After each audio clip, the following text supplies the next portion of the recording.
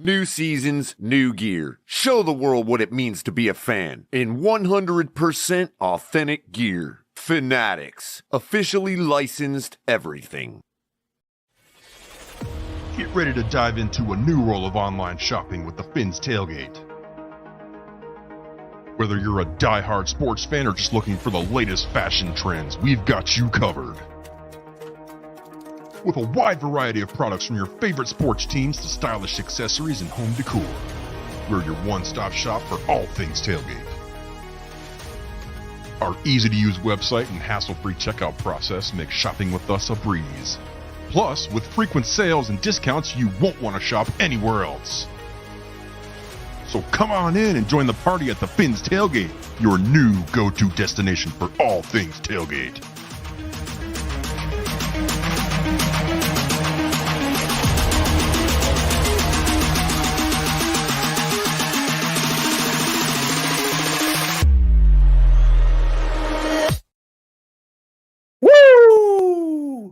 What's up, everybody? It's your boy, the Nature Boy, Shake Money, wheeling, dealing, limousine riding, jet flying, kiss stealing, wheeling, dealing, son of a gun. What's going on? 16-time champion. You know how it is, maybe. Anyway, check out our other partners at Backroom Collection, artwork, and visors for your mini helmets. It is a great gift idea. But anyway, let's bring in the other horsemen. Let's bring in first time the WCW champion, the coolest dude in the planet, not just by his last name Winters, Dolphin Winters. What's going on, brother? You got two championships. Already know, man. Listen, it's a pleasure being on here. Good morning, everybody. Listen, we're going to talk some old school wrestling for y'all today, man. I'm excited, bro. And, of course, I'm going to bring in the man, the myth, the legend, Devontae Parker's, the guy who's going to be inducting Devontae Parker into the Hall of Fame, Crypto. and also, he's going to be also inducting Xavier Howard, too. So. Yeah, they on my list, man. What's going on, fellas? Yeah, man, you got two ceremonies. You got to write speeches for, bro. You got to be on that, man. That's a tall task. Hell yeah. And then my next is, of course, my Fins Tailgate brother. How you doing, Color? How you doing? Pretty good, Shake. I didn't realize Crypto was here. I thought you were going to say that I was going to induct Devontae Devontae. I'm like, oh, don't put that on me, man. No, that's all crypto. And then, and then I'm speaking. You're my Finn's Tailgate brother, my real life brother. Well, not blood brother, but my family brother. You know what I'm saying? I know this. I know this dude before I knew puberty. My brother from another mother, Mr. Joe. What's good, Joe? Yo, what's going on, y'all? What's going on, man? Not much. As a matter of fact, Joe was the one who introduced me to wrestling. So I'd be remiss if I didn't have him on this panel. Okay, yeah. I remember going to his house around at nighttime. As soon as he saw 605, he putting that shit on TBS or TNT, whatever channel it was, and watching that. Mm-hmm. I used to listen to JR. That was the first time I heard JR's voice. I don't think he had the orgasms like he did in WWF, but you know what I'm saying?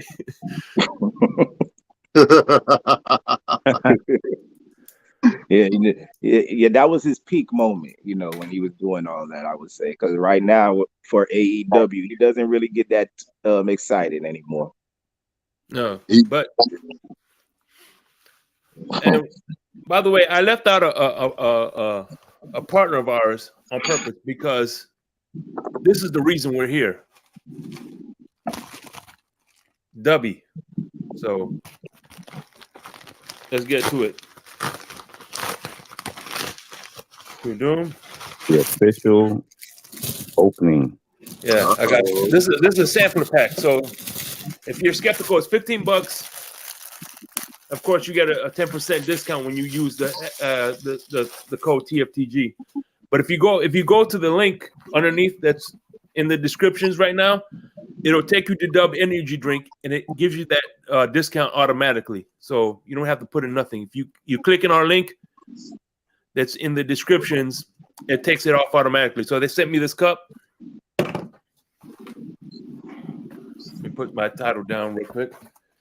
I gotta be see. I'm the hardcore champion. I gotta be careful because anybody at any time could challenge me for this. All they need is a referee. Hey, look, things can get pretty extreme over here. You get what I'm saying? I feel you. I would love to see somebody come in behind you right now and try to take it from you with a referee. Hit me with a chair. Yeah. Okay, we have. What flavor is this one? We have this Galaxy Grenade, right? This doesn't. We have Beach and Peach.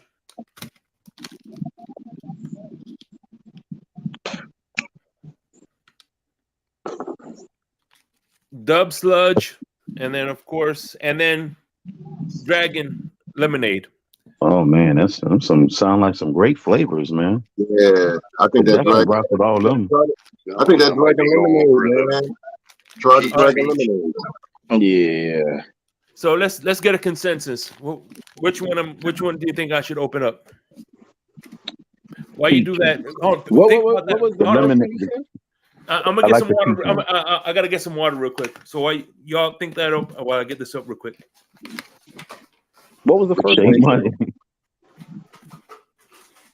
Y'all remember? Peach. I thought it was the second one. The peach one was the second. Someone was second. That was second, I believe. Mix them all together. Yeah, make a suicide drink. Just mix them all together, right? That's how you do it, yeah. Go get some of that chocolate from the last one he did. Add that to it too. Oh man, I don't know if I'll go with the chocolate, but yeah. Oh, but like when we used to mix all our crayons together,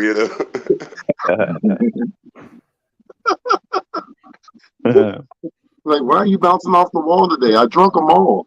Yeah.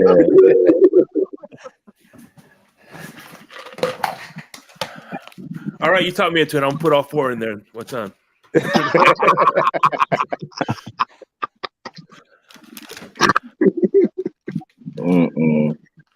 Oh yeah. You're gonna see me here wrestling the dogs and shit. My neighbors. Mm-hmm.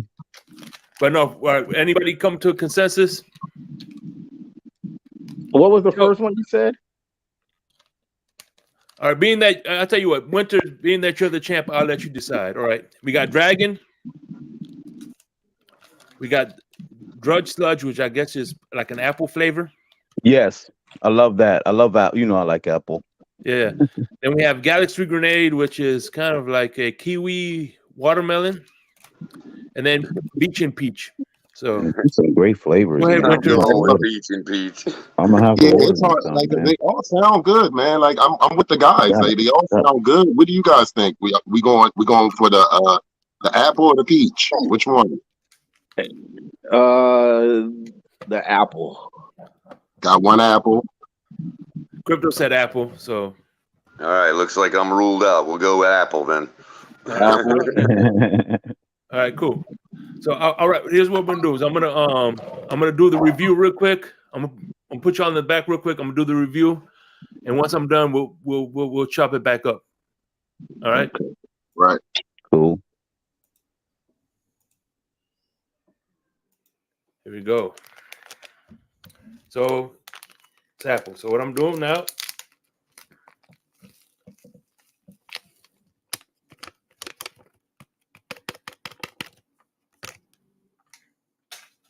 There you go. Make a little bit of water.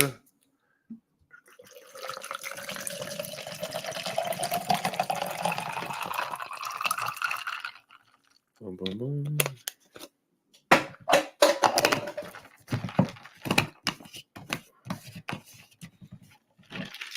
Shake, shake, shake. Shake, shake, shake. Shake your doobie. Shake your doobie. Hey, shake, shake, shake. Shake, shake, shake. All right, here we go.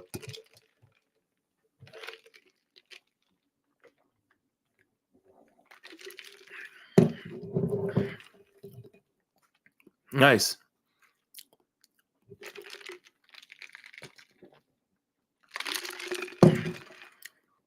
Definitely has that apple in there, the green apple, with a little bit of cream, kind of like a.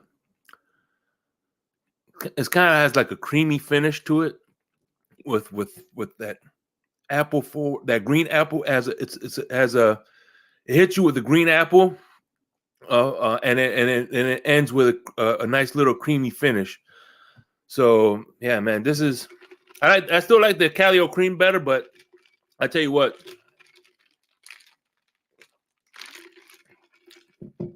I love it. It tastes almost like a Jolly Rancher. That's it.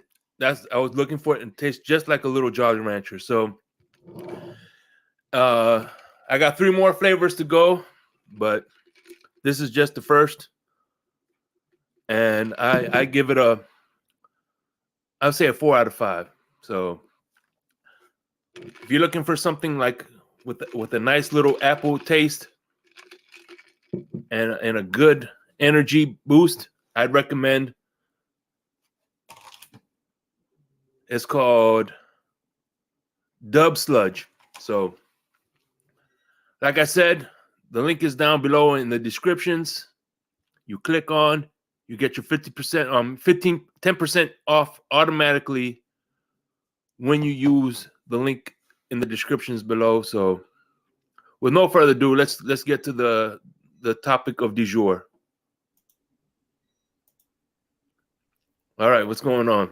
Oh, Shake Money. Nice drink, man. I'm telling you, man.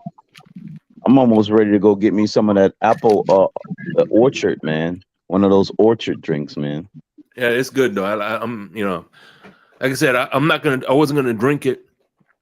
You know what I mean? So let's give it some shout outs real quick. We got enough people here. Adam Sadowski, first one in the building. Marino's GOAT, what's going on? Concrete. Lance McDonald, how you doing, brother? We got the resident Bills fan. What's up? Kane's 89. Flavor J. What's going on, man? How you guys doing? We got Brandon Kramer, Thomas Jensen. Mm-hmm. We got Smitty 2K, and then my co-host Luis Amador, Dímelo Hermano, and C. Huffle. So let's start out the gate with in your opinion, I see the belts, right? Which obviously there's nobody touching that belt, that WCW championship belt. They've tried many times, but no one has come close to duplicating the prestige that belt has.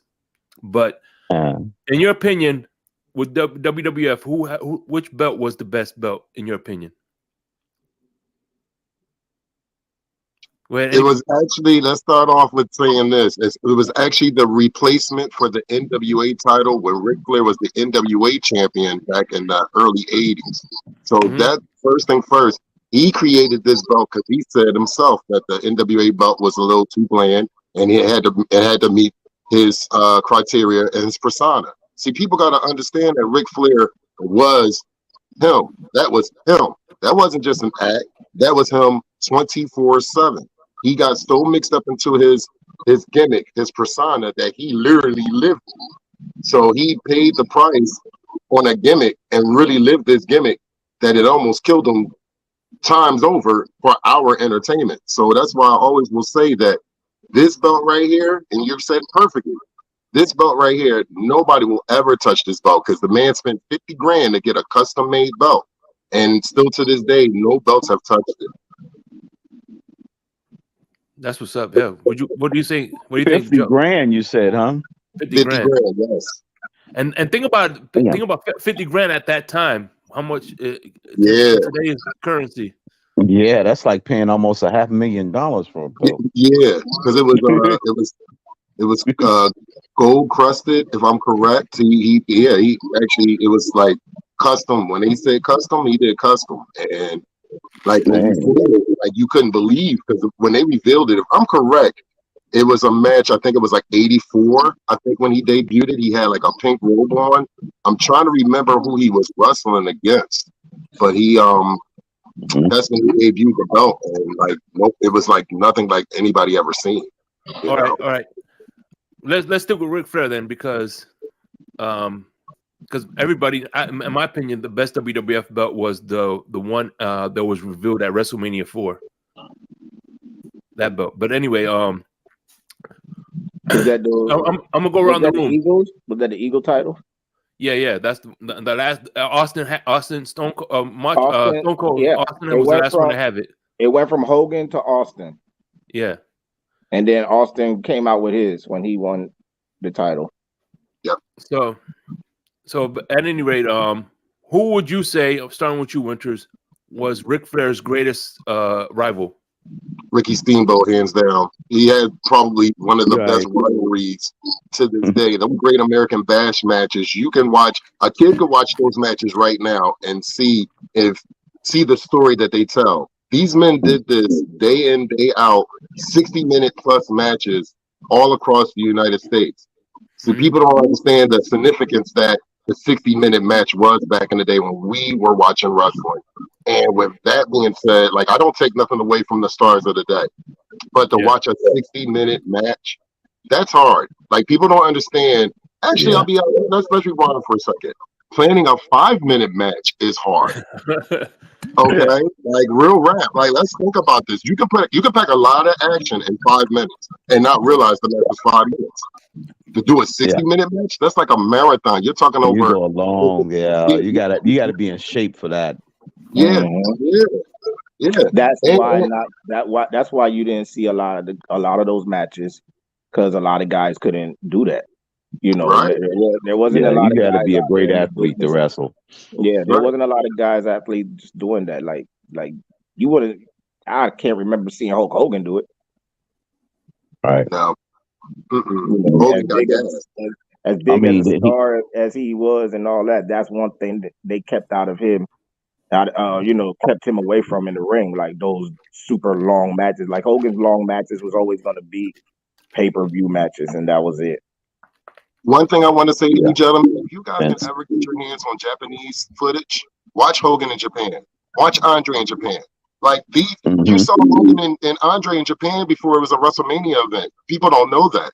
Like, they did that way back when, and people don't understand that the significance. Hogan moved completely different. Andre was moving like a fucking cat, and I swear to you, I had to see it for myself. And my friends had like tapes and DVDs and stuff. These guys in Japan, when they go to Japan, they wrestle different than they do in America. It's completely different. That's a whole other subject. Yeah, I Yeah, hear why? about that Japanese wrestling, man. Because over there in Japan, they really wrestle. They don't Yes. go for the stuff that they do here in America, where you just sitting up there like John Cena. Like I've said this to Ant before. John Cena would get his ass kicked for like what 30, like 80% of the match, and then out of And then he ended nowhere up come winning. out and beat you. The same Right. thing Hogan did. You know, like, and then like I said this to Ant also. I'm like, that type of match takes away the view of from a fan to see your wrestling ability, because like you said, Hogan wrestled different in Japan. Then he comes over to America, and then it's just a boot to the face and a simple leg drop. And that's it. Yeah, the boot, the leg drop. And a simple ass leg drop. Like, bro, I don't see niggas, I don't see dudes get pile drive on chairs, get whacked across the head with chairs, and they kick out of that. But you mean to tell me you can't kick out of a leg drop? Yeah. So right. So moving on, Crypto. It was Hogan, man. You gotta expect, man. That was a 200-pound leg on you, man. It's not just Hogan. It's just the way the company was trying to sell it. Like, they made the leg that big of a difference, but they never sold his leg like they do other wrestlers. Like, Kerry Von Erich had the punch. You know what I'm saying? They always talk about the punch. What about The Rock? What about The Rock? A simple elbow. No, but he didn't beat you with that move, though. Yeah, that wasn't a finisher. That was just the people's elbow. That was the start of his finishing sequence. Absolutely. Yeah, Hogan, that I could think of right now was, as a top guy that he was, had the weakest finisher, if you ask me. Yeah, you talking about with the leg drop, right? The leg drop. There was some that was pretty weak though. I'm saying he just sits at top right now from my knowledge that I could think of right now, because I've always said that about Hogan. Like, even these other guys, John Cena, with that attitude adjustment. My goodness, you just flipping somebody over on their back, bro. What about the Razor's Edge? What about the Razor's Edge? That was a good move. It's the same thing, but I mean, that's more devastating than a leg drop. Wait. What about a guy that held the title over 1,000 days and beat you with a punch? Let's just stop all that right here. Like, I can't entertain that shit at all. Like, if we really want to go in, I'm sorry. I can't sit here and watch this. I'm gonna be straight up with you guys. I stopped watching WWE and I peek in here and there after Vince bought out WCW. We had this vision that when Vince bought when he bought WCW and acquired it and had the angle that his son bought it, but he really bought it and all that shit, we had this dream as wrestling fans that we were going to get these dream matchups that we were going to see. Vince just fucked it up because he's like, I own it all. I own the libraries. I can do whatever the fuck I want. I don't give a fuck about the fans. He don't give a fuck about the fans. That's all he really wanted, though. And at the end of the day, and I mean, don't get me wrong, if you're a WWE fan, hey, look, that's what you like. I'm a pro wrestling fan. At the end of the day, I don't want to sit and watch a whole bunch of talking for 45 minutes before I watch the first match. Fuck that. I'm going to watch wrestling. That's WWE. That's WWE today. They do. Right. They got so much time. They got so much talk time, but between matches that one of their wrestlers literally died in that time frame. Well, and by the way, hold on. By the way, see, this has a lot to do with the quarterback, because not only is Tua taking jiu-jitsu, but he's also training with Stu Hart, so he could learn how to fall even better. See, that's what I thought. Why isn't he going to learn how to take bumps? Why he wasn't taking lessons from Ric Flair? Why jiu-jitsu? Why didn't he go to a wrestling camp to learn bumps, man? That would have been the best one. The most beneficial. As a matter of fact, as we speak, he's in Stu Hart's dungeon. Tua's in Stu Hart's dungeon. But yeah, that's the problem. That WWE and like Winter said that Roman Reigns with the Superman punch. I mean, there's a lot of crap like that. It even goes back to Shawn Michaels with the sweet chin with music. With the sweet chin music. Yeah, I know. Greg the Hammer Valentine with his it's like a double punch to your chest or something like that. He had. But he did the figure 4 leg lock. He finished the figure 4. He did the figure 4. It was a submission move. Yeah, he had a submission. Well, shit, wait a minute, guys. The first guy that was finishing guys with a punch was Ronnie Garvin back in the day. See, people forgot about him. Yep, I remember Ronnie Garvin. Okay. And remember his brother. I mean, even look at a guy like Tully Blanchard, who had a suplex was his finishing move, but he at least added the slingshot to it, where he bounced your legs off the top rope. You know what I mean? The slingshot suplex. Oh man, you don't even see things like that no more. Right, you don't see that. You got the suplex where Greg Valentine hook your leg while he suplex you over the back. And that's a standard. That's a standard move. Now that's the fish hook. You know what I mean? Yeah, but he just suplex you, he pin you while he flex you over. Perfect flex. Oh man. Yeah. Well, the newest thing is the slingshot blade, they call it, where it's a move that to me is not really new. It's just been upgraded. Coco beware. Oh my god! Damn. Coco beware and the bird. Oh my god. But one thing I want to say though is that I don't know if some of y'all remember Gordon Soley when he had wrestling from Florida. You didn't have all these commercials and things like that. You had straight out wrestling. And when I talk about straight out wrestling where these guys were bleeding and breaking bones and everything, because Kevin Sullivan was one of the most evil, nastiest wrestlers I ever seen. Kevin Sullivan. I was just about to say, Kevin Sullivan's finishing move was a bottle over the head. No, but see, he also had a spike that he actually would use to bust your head open with. Yeah, Kevin Sullivan kept like it's a spike, like man, he kept in his pants, and when he decides to pull it out, he grab that spike, hit you in the head, and next thing you know, you bust it wide open. Because he did.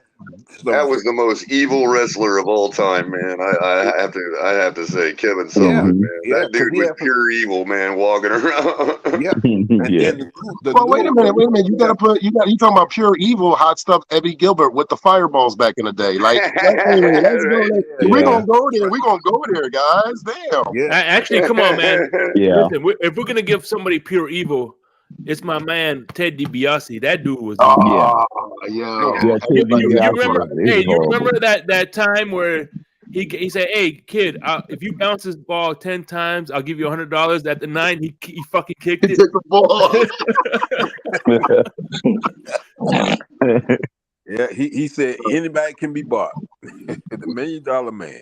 Yep. Yeah, I remember watching this one match between Dusty Rhodes and Kevin Sullivan. That man, it was like it was the first time that I ever, as a kid, that I witnessed like a real bloody match like that. Yeah. You know what I mean? They were just bludgeoning each other the whole time, man. Right. And then at a certain time in Dusty Rhodes' life, when he would come to the ring, you can actually see the cuts on his forehead. Right, the scarring, right? The scarring. Right. I truly believe that Kevin Sullivan is the reason for all that scarring on Dusty Rhodes. No, they cut themselves. I don't know. They cut themselves. Right. Yeah, that's right. They make like micro incisions so it's easier to bust open. But back in the days, they just used to do it right. That's why Dusty's head was messed up like that, because he just did it right there in the forehead. Right. Now today's wrestling, they just go inside the hairline, so you don't get all those marks across, forehead and stuff like that. Mm-hmm. That's what they do nowadays. They do it in the hair. Right. I got a question. Real quickly though, we were talking about Ric Flair's greatest rivals. In my opinion, I was gonna say Dusty Rhodes. The rivalry between Dusty Rhodes and Ric Flair was legendary too. Right. Yes. Well, yes. I think you can put Sting on that list as well. Yeah, I was about to say Sting. I was gonna say Steamboat first, then Sting. Yeah. Mm-hmm. Yeah. Also, guys, Ric Flair's like running through all of Brady's rivals, man. Like every good quarterback that was during Brady's era was his rival. You know what I mean? Peyton versus Brady, Rodgers versus Brady. You know, everybody versus Brady. Pretty much. That's how. Yeah, that's how Flair was. That's how Flair was. Flair Same thing was with Jordan. Bird versus also, Jordan. You know what I'm saying? You could say Jordan had a million rivalries. Right. Right. So Ric Flair had been around so long that he basically had a rival with every babyface that came in the business. That was Rick's way of if Rick worked with you, he liked you. Yeah. And like he saw something in Sting, as you know, being the young guy he was at the time, coming into the business and whatever, and he handpicked Sting to be that next guy. Mm-hmm. And if he didn't have that rival with Sting, I don't know how far Sting's career would have went. Well, he must have hated Lex Luger because he made him one of the Horsemen. You know, he didn't. Yeah. And they jumped him out too. Well, Lex Luger was, you know, Lex Luger was an asshole. So he was arrogant, cocky, so that's how you got on the team. He didn't want to work with you in the ring, so you became part of the crew, so you didn't have to fight each other. Yeah. So, but then you know, Lex being who Lex was off camera, and I've heard from a lot of people that they were saying Lex was very hard to deal with and work with because he was cocky and arrogant. He wanted to do things his way, but you never got that from when you saw him on TV. He always looked like he was a guy that came and did his job and whatever. And then, you know, whether he was a Horseman member or getting his ass kicked by the Horseman, he did it. He did his job. But the backstage stuff was the issue with him and a lot of wrestlers. That's why you don't hear his name come up a lot of times when you hear people talk about the past of guys and whatever. You don't never hear Lex's name come up like that because a lot of people, he rubbed them the wrong way. Well, yeah, but for some funny reason, him and Sting got along because they used to kind of work out together. Actually, they were together. But they had a tag team reign there for a moment. Yeah, but then look how they split that up. They split that up real quick. Yeah. Well, because see, Sting really, I mean, if you look back at Sting, how many times have you seen a bad Sting except for maybe when he went dark and he started wearing the dark clothing and the face. Yeah, the crow motif. The Blade Runners. Yeah, but he wasn't even a bad Sting at the time. Right, he was that's like what I'm saying. That's the closest came to being. That's the closest came to being bad, but Lex Luger. That's when the whole industry started to, and it started with like a guy like Stone Cold. That's kind of when the whole industry started to introduce the half in, half out guy, the anti-hero. You know what I mean? The baby face that's got a dark past that ain't necessarily a great guy. You know what I mean? Hold on. Yeah. That's where you're wrong. It didn't start with Stone Cold. It started with the bad guy, Razor Ramon. Razor Ramon. That did that too. Dick Murdoch. Murdoch was sometimes good because sometimes he was buddied with Dusty Rhodes, and then sometimes he had turned against Dusty Rhodes. But wait, you got to put Flair in that conversation too, because Flair was also one of those guys. If he was a heel, he was a heel. But if he didn't like you, he would go after you. So Flair was on that mix too. But when Flair was a heel, he was a heel. He was a heel. He was all the way heel. You know, and then when he was a face, he would be all the way face. Like, you know, right. Whereas a guy like Stone Cold, it was like he's an asshole, but he's not a heel to the fans. Like he's our asshole. You know what I mean? When Stone Cold first started in WWE, he was the heel. The ringmaster. He was the ringmaster. Right. He was trying to find himself and whatever. Then we get the whole thing of him passing out in the ring with the blood dripping all down his face and whatever, never tapped out. That's when the respect started to come. Right. So when people starting to cheer him, even though he was still an asshole, a heel, right? Which almost makes it like the audience turned heel. Yeah. You know what I mean? And the side part of that. But the audience. Go ahead, finish.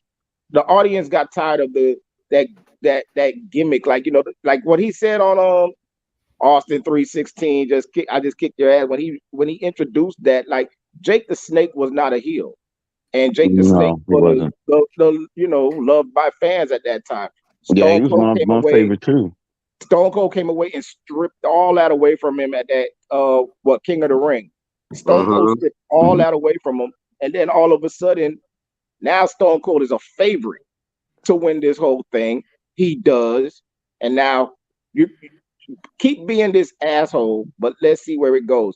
Because now we fast forward to when remember when he joined Vince, and he turned heel. Yeah, I remember and the crowd still cheered him. He had to sit up there. He had to insult the city. He had to insult the fans.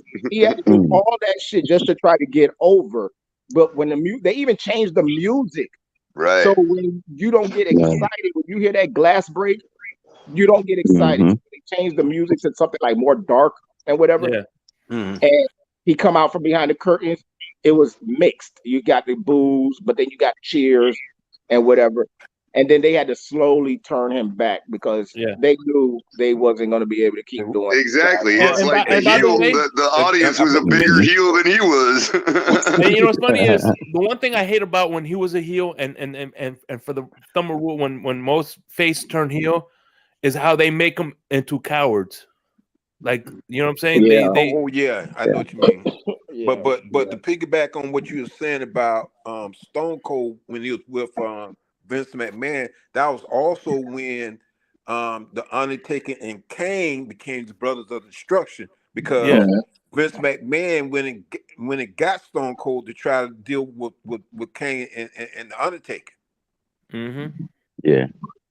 But Undertaker you could look at as another kind of anti-hero, you know, the guy that symbolizes death and all this other stuff, yet the crowd loved him, you know what I mean? Yeah, he was definitely an anti-hero. Hold on, go ahead, Winters. The Skyscrapers, Mark Calloway and Danny Spivey back in the day. People didn't realize how good he really was. His best friend of the Godfather, he worked with him all the way through his wrestling career back in the AWA days. That's right. Yeah, they go all the way back. Like, it amazed me with him back in the thing was WCW had him in his grasp and they didn't know what to do with him. He went to Vince and Vince made him a superstar. He's immortal in wrestling due to Vince McMahon. And you know, let's think about it. The streak. We seen the significance of how the streak was. The only gimmick that survived also, because remember, WWE was so gimmicky at one point in the mid 90s that even their own wrestlers was jumping ship because they were tired of playing that role, like Goldust. And you know what the thing about Goldust, what I don't like about him is that he went on WCW programming talking crap about the Goldust character that he played. And then when he left WCW, he came back to WWE to play that bullshit ass character. But I see what you're doing, Winters. I see you had money. But guess what? Yeah, when the real money maker was his father's name. Like, yo, this is the protege, Dustin Rhodes. You know what I mean? They could have gone with that angle. Yeah. So, and we look at today and we see Cody Rhodes is in the WWE after throwing all type of shade at the WWE when he first went to AEW. Everybody, if you watch AEW, you seen the first pay-per-view. You see he had the sledgehammer. He smashed the throne. We all know that was a shot at Triple H. And here you are, about almost 2 years later, about 2.5 years later, whatever happened with you in AEW, which you helped get that shit off the ground, and you leave. But then when you come back to WWE, we ain't Stardust no more. Right. No, we ain't playing that role no more. Like, if I'm coming back, bro, I'm not doing this. But real quickly though, Winters, because one of the things one of the reasons I had you were in the blender a while back, and this is what one of the things that sparked me to do this. So people that are watching, we are doing a wrestling show. This is strictly wrestling for 2 reasons. Number one, it's the dead season. You're not going to see this during the football season. And 2, we just needed a change of pace. This isn't going to be the norm. You know what I'm saying? So relax. I know this is Dolphins football podcast, but you know, every once in a while, like my name says, it's good to shake it up. You know what I'm saying? Yeah, we ain't going the way of other tubers that talk wrestling with 5 people watching. Well, Shake, can I make a suggestion? But hold on, before you do, let me. I promise I'll get to you. Okay. So anyway, the reason I brought because when I was doing the interview, you told me that you had a brief stint as a wrestler. Right. So before I'm gonna get Mr. Polk's suggestion, but after I do that, I would definitely like to know how did you why did you want to do it? How did you train and can you give us a little backstory into that brief stint? But before, go ahead, Mr. Polk. What was your suggestion? So my suggestion, real quick, because I want to hear this from Winters as well, is that maybe during off seasons in the future we can have this kind of show, off and on. Get through. Yeah, for sure. Yeah, during the off season. Yeah, but once football season approaches, then we're strictly Dolphins. Exactly. So go ahead, Dolphins. Go ahead. All right. So when I was in high school, I wrestled for 2 of the 4 years when I was in high school. My junior year and my senior year. My first year, I sucked. I'll be straight up honest. I was learning the ropes. My senior year, I came within 2 points of beating the 7th best in the state of Pennsylvania in my weight class. I went through 3 weight classes in 2 years, which was heavyweight, 189 and 171. So I enjoyed that aspect, and I still to this day regret I should have sat there and did it all 4 years. But hey, that's just the way the story was going at that moment in time. So I would go to different wrestling events. I mean, at the old school Spectrum here. I remember being in the stands where it was the floor sold out and the rest of the arena was empty. So like people got to understand that. I remember when wrestling was not this popular and all that. So fast forward when ECW was in Philadelphia, ECW started off as Eastern Champion Wrestling, then turned into Extreme Championship Wrestling. When it came to Philadelphia, I was going to a show and I got approached by a young lady and a man. They were like, hey, we're wrestlers and we're willing to teach people how, about professional wrestling. And I'm a huge fan of professional wrestling. And I said, you know what? Why not? Why not? I took the flyer. I got their names and everything. The gentleman's name was Captain Rick Adams and his girlfriend's name was Chop Chop. That's her nickname. So I called the number up. It was me and a couple of my friends at that time. We sat there and talked and we were like, yo, you want to do this? We're like, yeah, why not? So we called it up. We were like, yo, what day can we meet up with you guys? We're really interested in breaking into the professional wrestling business. So they're like, sure, come see us in a couple weeks. It was somebody's backyard. I'm like, okay, no problem. We pulled up, backyard, ring set up. Okay, you guys got gear or y'all got anything to change in? Because we're really not going to be doing much. We were doing the basics, cardio stuff. Running around the block. They wanted to see how our cardio was. They wanted to see how many Hindu squats we can do. They showed us Hindu squats and the basic stuff the first day. So the second day, they like, look, the second day we're going to sit there and teach you guys how to bump. And I remember this like yesterday. And I'll tell anybody, if you think taking a bump is easy, it's not. Because I almost knocked myself out. So they tell you to sit there and be in like somewhat of a chair crouching position and act like somebody pulled a rug from underneath your feet and have your arms well out. So basically your back's supposed to hit first before anything. So me thinking that, I got it. I go and I hit the back of my head first, then the back and then everything. And I see nothing but stars. So that was my first day. I didn't do anything for the rest of the day because they were like, we can't afford you, do any further injury. I'm like, okay, no problem. So I worked at it. I took a face bump. I took a back bump. We actually went into the ring after we got acclimated with that and we learned how to run the ropes. The ropes hurt. The turnbuckle hurts. The mat hurts. Gentlemen, it ain't nothing that I will tell you. It hurts. It ain't nothing fun about it. So those men and women that do this day in, day out, I respect them fully. Predetermined. I don't like using the F word because it's nothing fake about it. So fast forward, we sit there, We have the first match. I'm security. They said, look, in a couple months, you got to think of a persona or something. We got to get you some gear made. You got to get your boots and stuff like that. So we were like, okay. And, you know, even before we opened up the match, we would still walk through things. They were like my trainer went through things where he said to me, he said, since you're a rookie, since you're still green, that's what they say in the wrestling business, I'm going to call a match. Just go. Wrestling is like a ballet. It's like that's you and your dance partner out there. He's gonna make you look as good as you're gonna make him look good. If you're gonna make him look bad, he's gonna make you look bad. That's just what it's gonna be. So if you basically follow the person that has the most experience, 9 times out of 10, you're gonna look like $1 million, and that's the truth. So I was learning different things like that, learning like the 4 steps, placement, stuff like that. And it takes a lot of practice. It takes a lot of time. It takes a lot of sacrifice. So that was before we opened up for the match. We walked through what was going to happen with their match. Both of our trainers. There was another gentleman named Shaka. He came in later. He was training us also. Hell of a wrestler.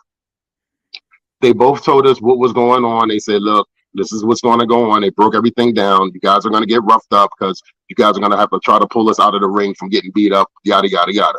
No problem. So the match goes on. I don't realize that the opponents they get. Now, I forgot to tell you guys this, that my trainers he's only 160 pounds soaking wet. I just want to remind you of that. I thought you said 160 years old. Yeah. Right. So the guys that they're going against is these 2 big dudes. These dudes is, I'm not exaggerating, about 290, 300 plus. They're just throwing my trainers all up and down, up and down. I mean, literally, I can of whoop ass. All up and down, up and down.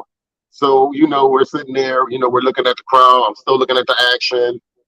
They're, you know, my trainer, he cuts himself. He's bleeding all over the place. My other trainer, he's bleeding all over the place. Chairs, tables, the whole 9. So it's time for the finisher. The finisher was the guys, which I didn't know this. One goes on one turnbuckle, the top turnbuckle. The other one goes on the other top turnbuckle, and they both leap on to my 160-pound trainer in the middle of the ring. So I'm sitting there like, yo, this dude is dead. There's no way he ain't getting up. What the hell? So 1, 2, 3, they still beat him up. We got to get in the ring. We got to try to grab him. They're beating the hell out of us. You know, we're sitting there falling all over the place. We got to dust ourselves off to get ourselves together to carry the trainer. That's, you know, the way everything was planned.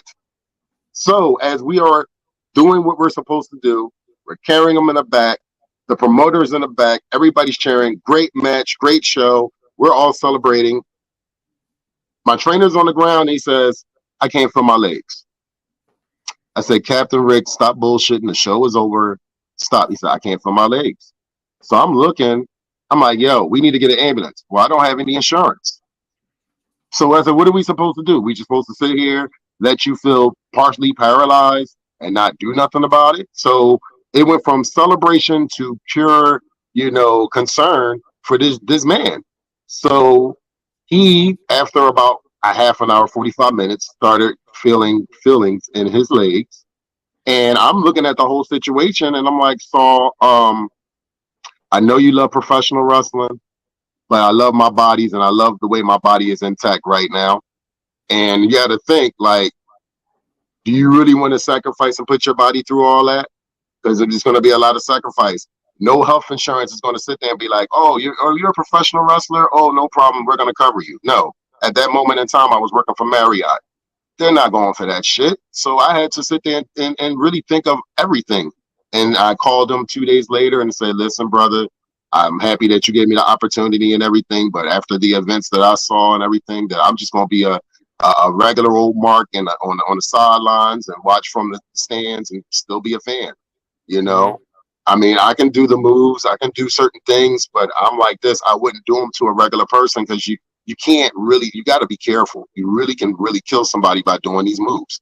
You know, I've given people suplexes and power bombs. And I've taken them and I've had all that. But I'm going to be honest with you. It's not for everybody. And to the men and the women that go out here and do that to entertain us, I fully respect them. So that was my story of being a professional wrestler. It was a very short stint. Damn. Yeah. Man.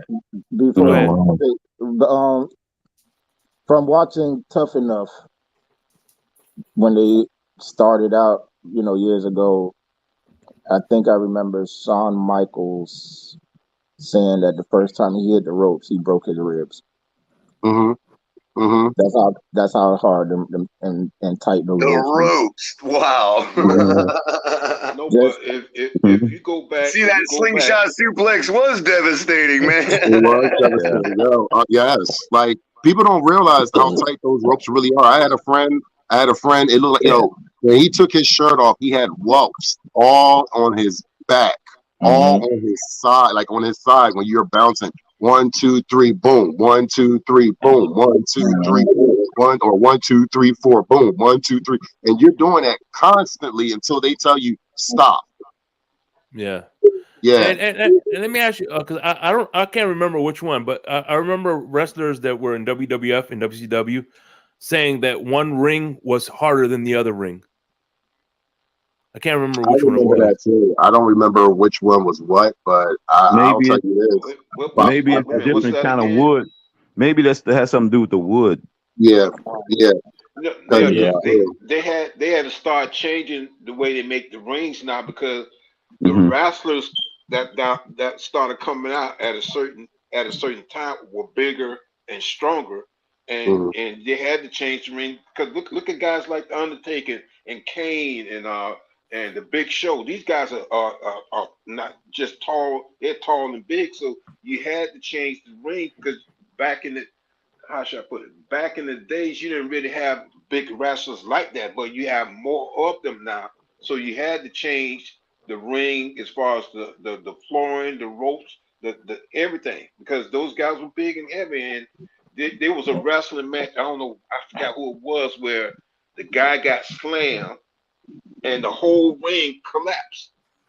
Oh, you talking about? All right. So which one are you talking about? The time it happened in WCW with Big Show, or are you talking the time at WWF, or are you talking about ECW? It happened in all three. I think it was the one with the Big Show.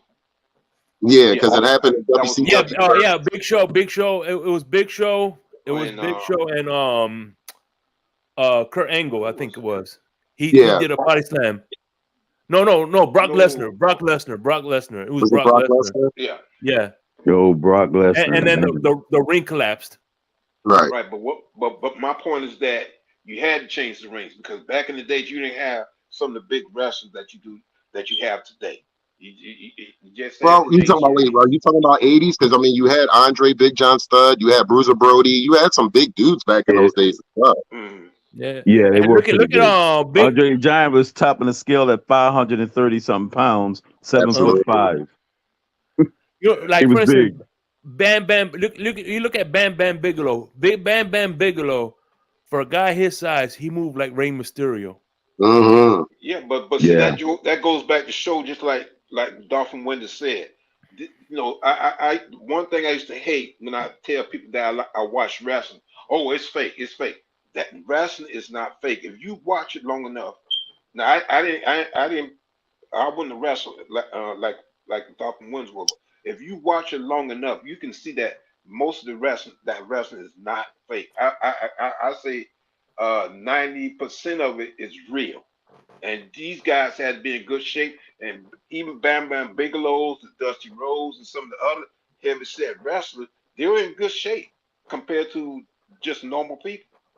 So you had to be in good shape to be a wrestler. Yeah, they had to have some endurance. You had to because it's a very physical. Some people don't want to call it sports, but entertainment is very physical and dangerous.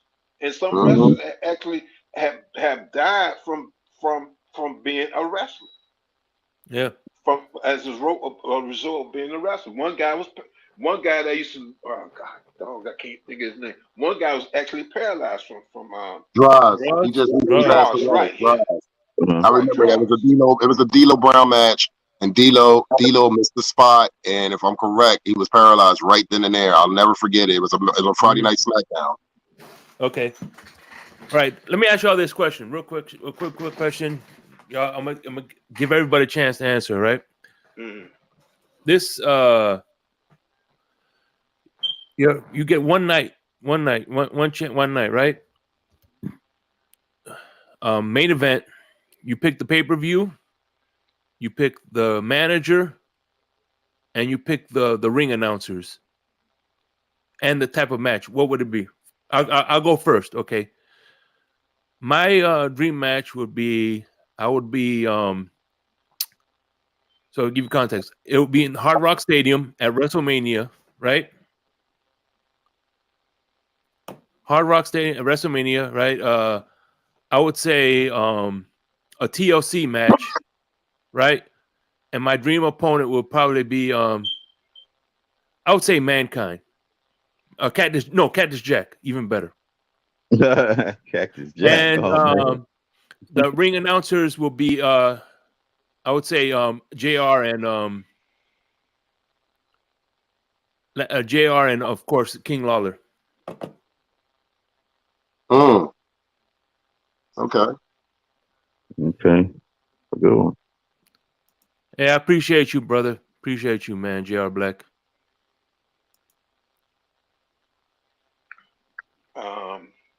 Go ahead. Who wants to go next? Well, like I said, so Winters. What would you say your?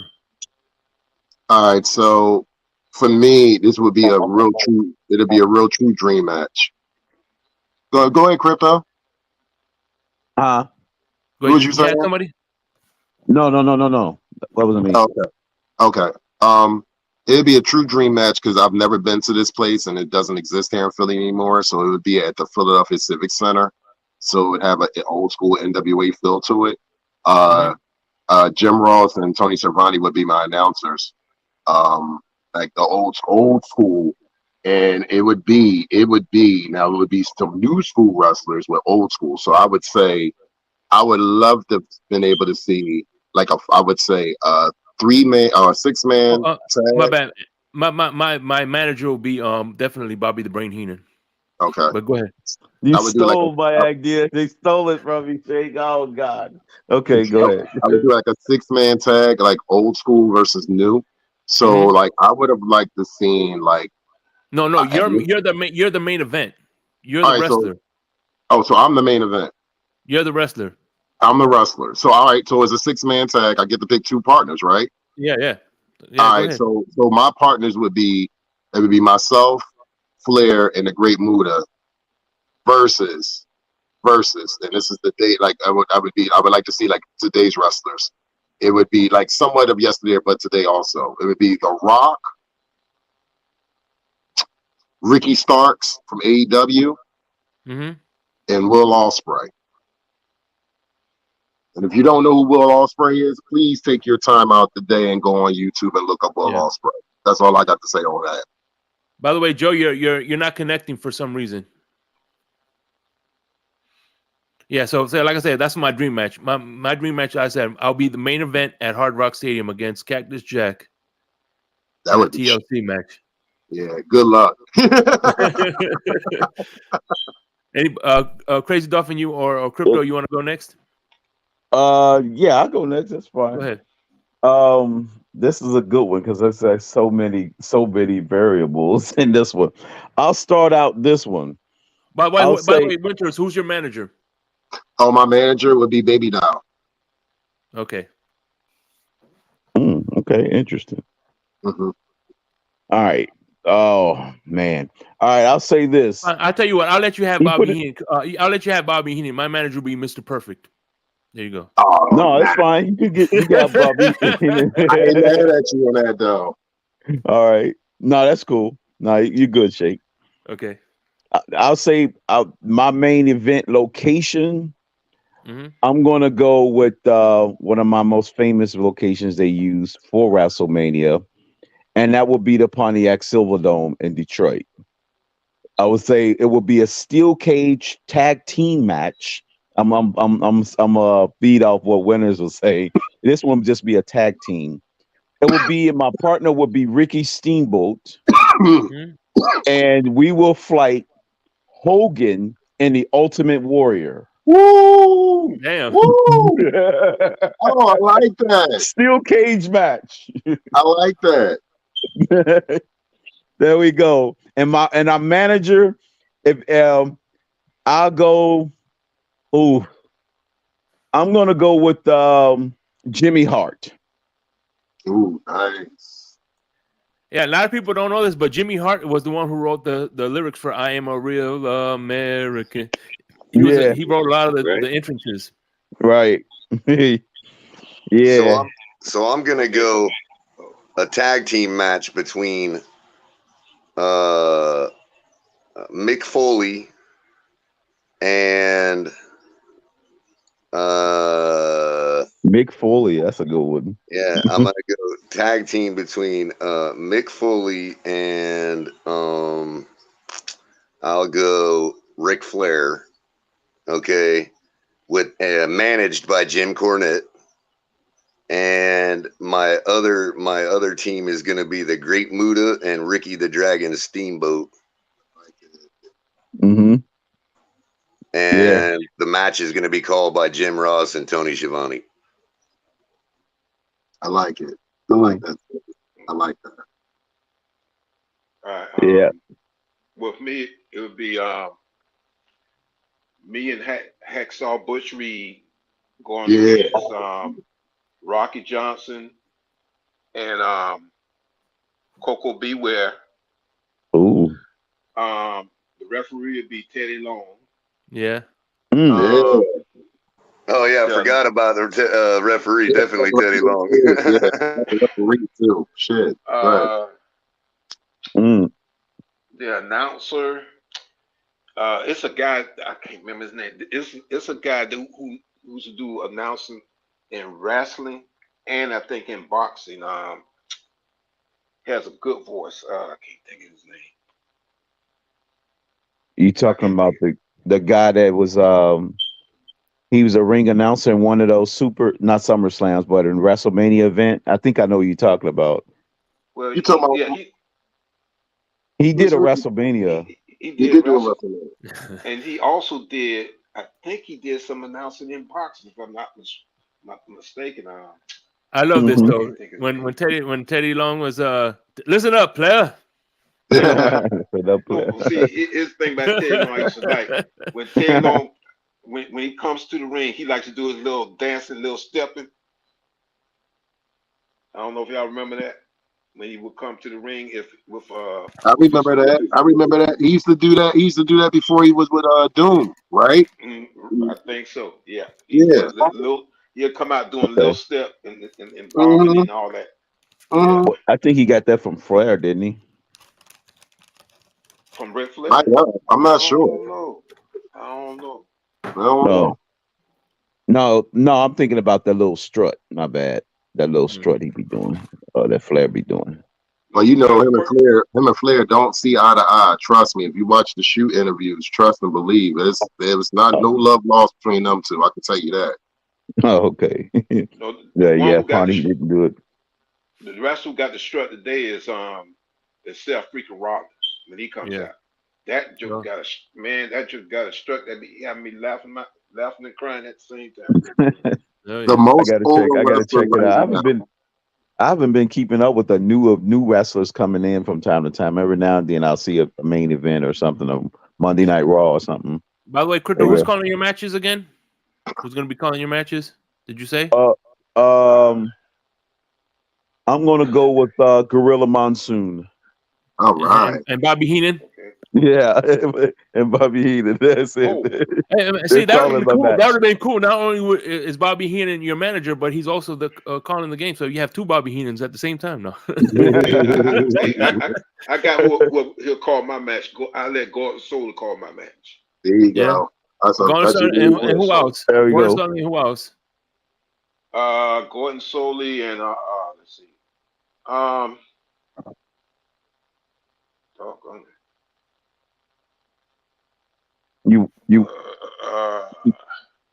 trying to think of that lady announced that. Well, I can't think of that. Gordon Soley. Oh shoot, let Teddy Long do it too. Let him do that also. I can't think of another person. I mean, they had some classic matches called, man. Man, you gotta love it. I was hoping that with the situation with the Undertaker, that they would bring somebody who has the same physique as the Undertaker and continue the Undertaker character. Okay. Didn't his brother do it before? There's only one Undertaker. Kane? Yeah. Kane? Yeah. They're not brothers. They're not really brothers. No, they're not really brothers, but the way they did the Undertaker and Kane, you would think they were, because they were. Right. The same finishing moves. They about the same height, same physique. I mean, that was done by design, though. Yeah, exactly. Kane, let's remember, Kane was brought in by design. Kane was a dentist first. Mm-hmm. And that as they yank him, then he was the fake Diesel. Yes, he was. Yeah. Fake Diesel. When they were trying to figure out what Diesel, when they were trying to figure out what to do with that dude, those gimmicks they gave him didn't work. So Kane, it was created, and all of a sudden he's the brother and all that other stuff, and it worked. And by the way, go ahead, Joe. What's your dream match scenario? I don't even really. I missed the format. So, all right. It's for instance, my dream match. I'll tell you what it is. My manager is Bobby Heenan, right? I'm at the Hard Rock WrestleMania. No, actually, you know what? I changed that. Not WrestleMania. I would say will be another one. SummerSlam.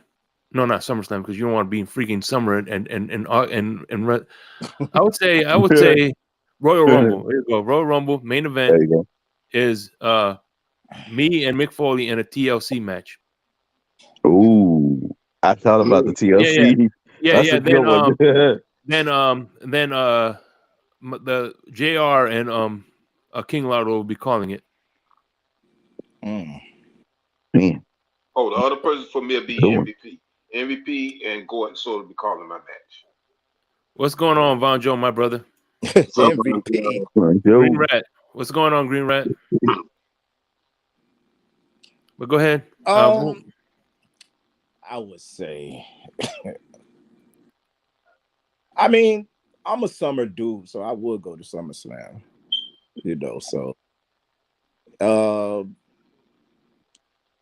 My partner would be, man, I'm rocking with Stone Cold, man. We finna whoop ass, bro.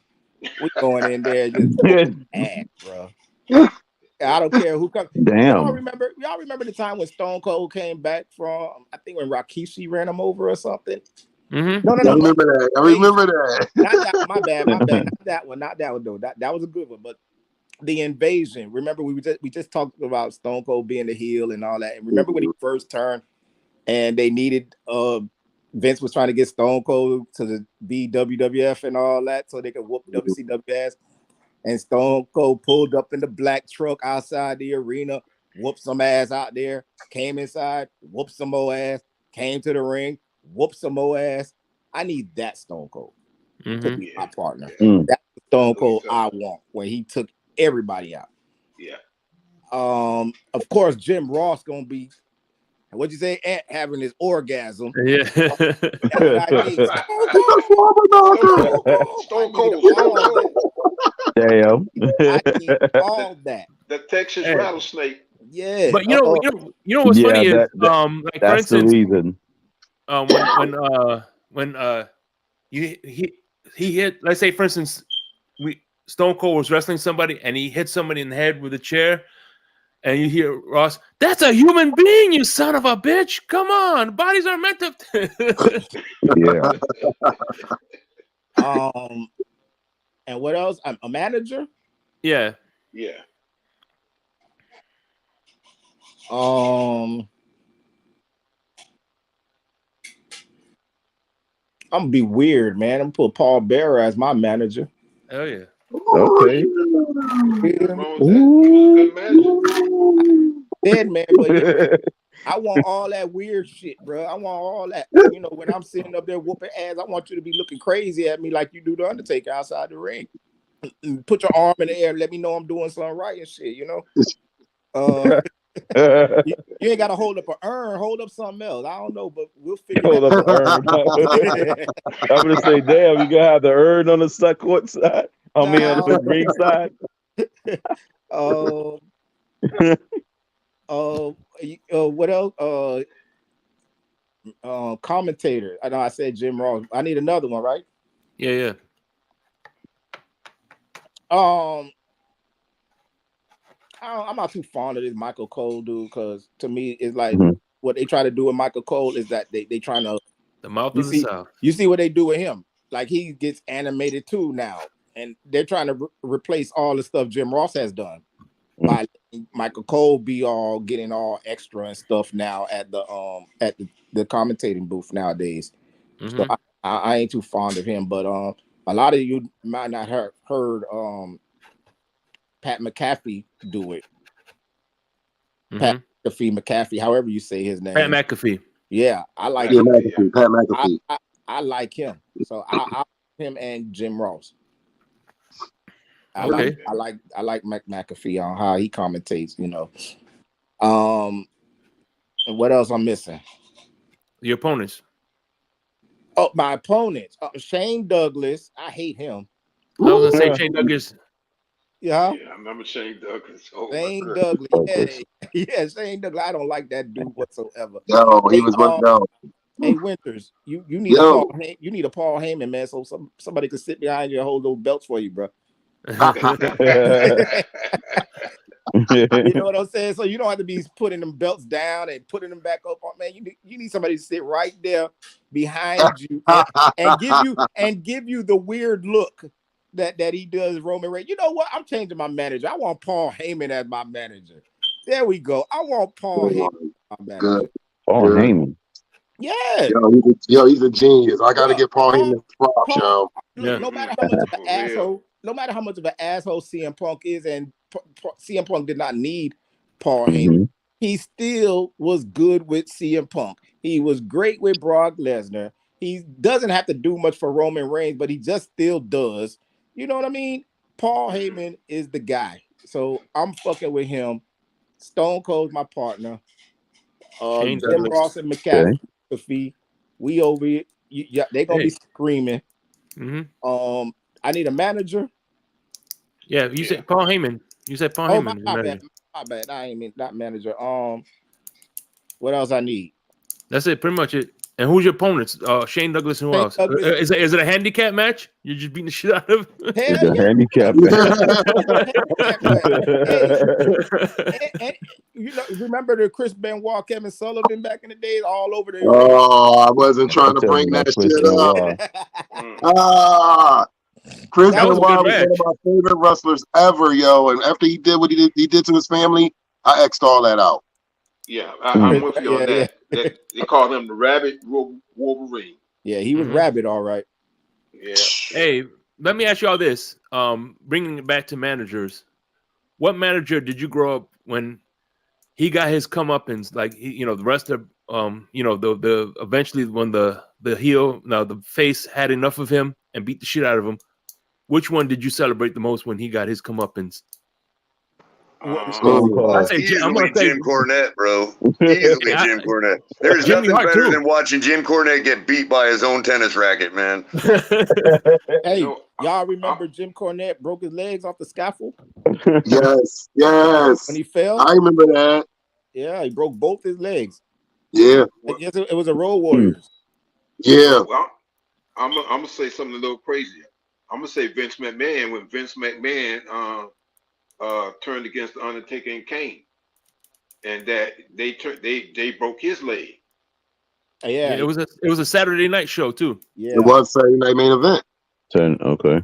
Yeah, because when Kane and Undertaker were in the ring talking to him, and they turned out their back to walk off. He gave both of them the thumbs up, the bird, the middle fingers.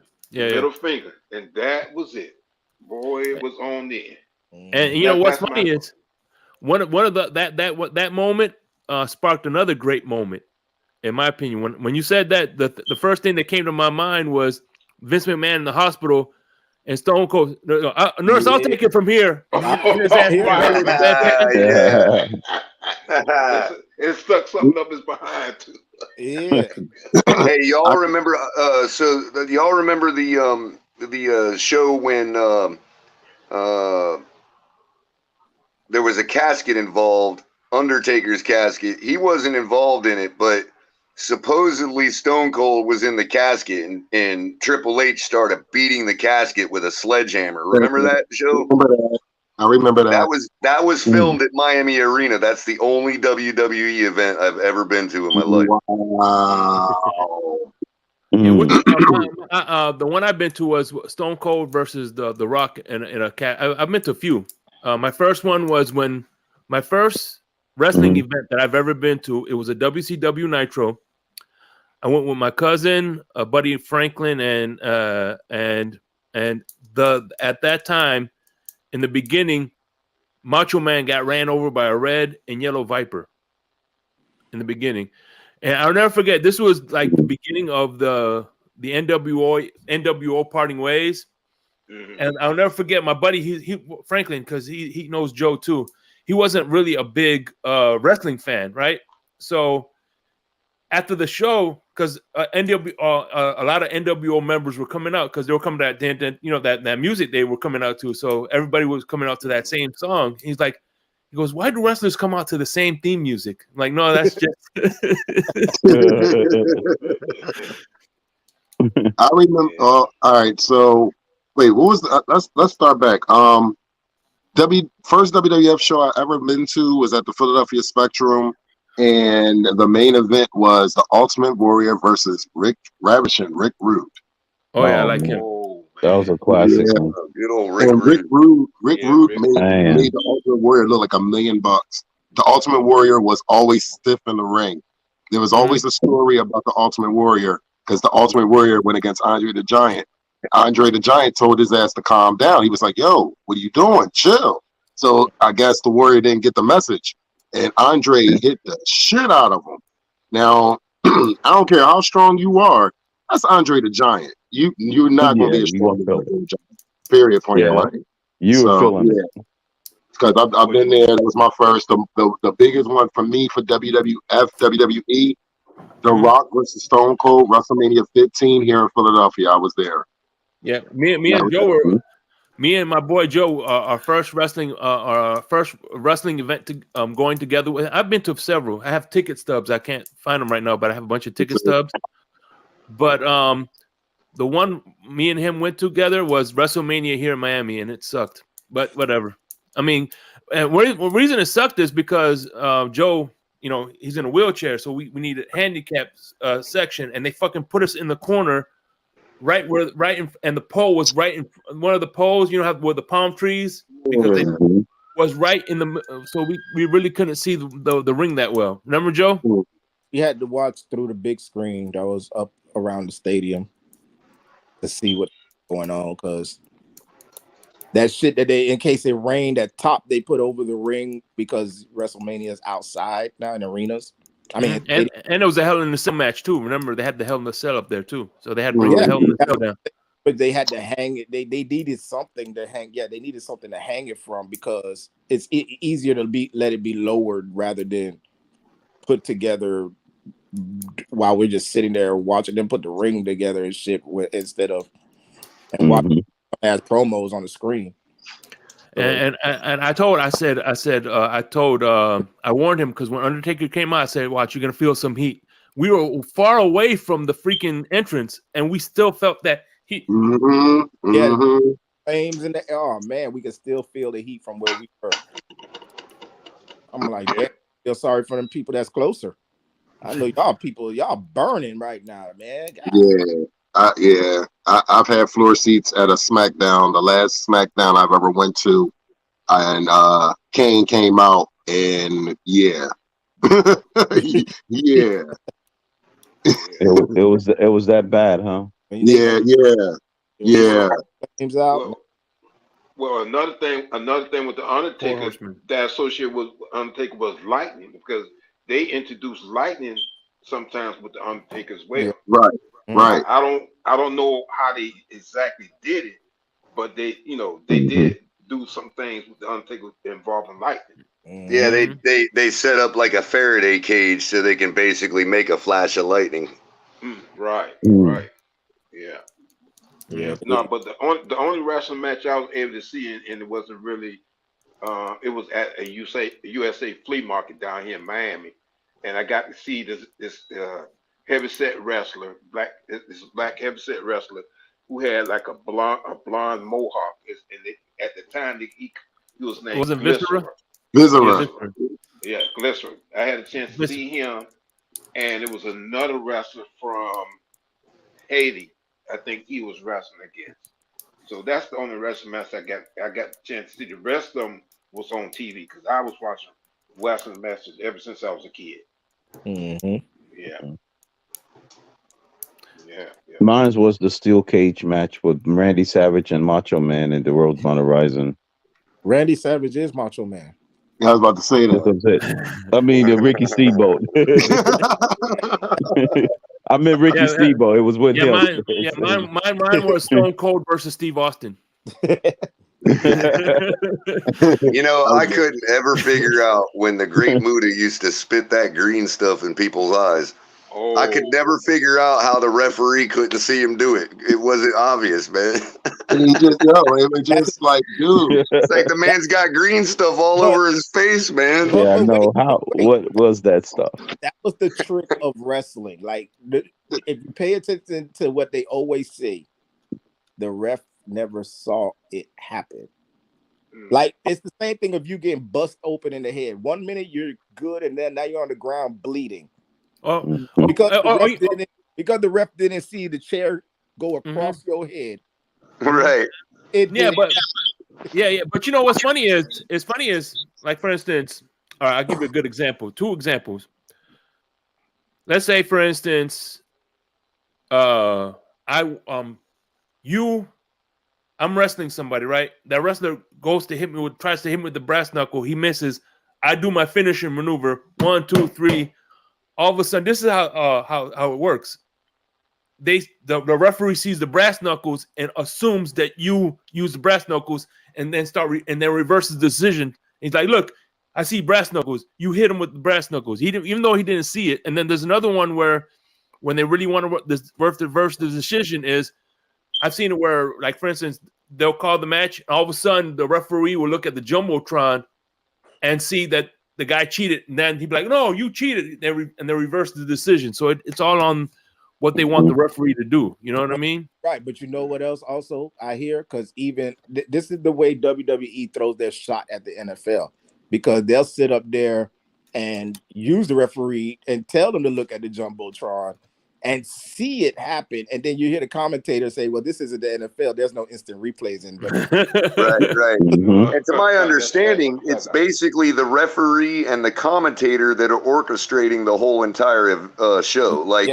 the referee would be like almost like a producer, and the commentator is like the director. Yeah. So if you look at it, like, a lot of times, like, if you see the referee, they have an earpiece, and this is the way.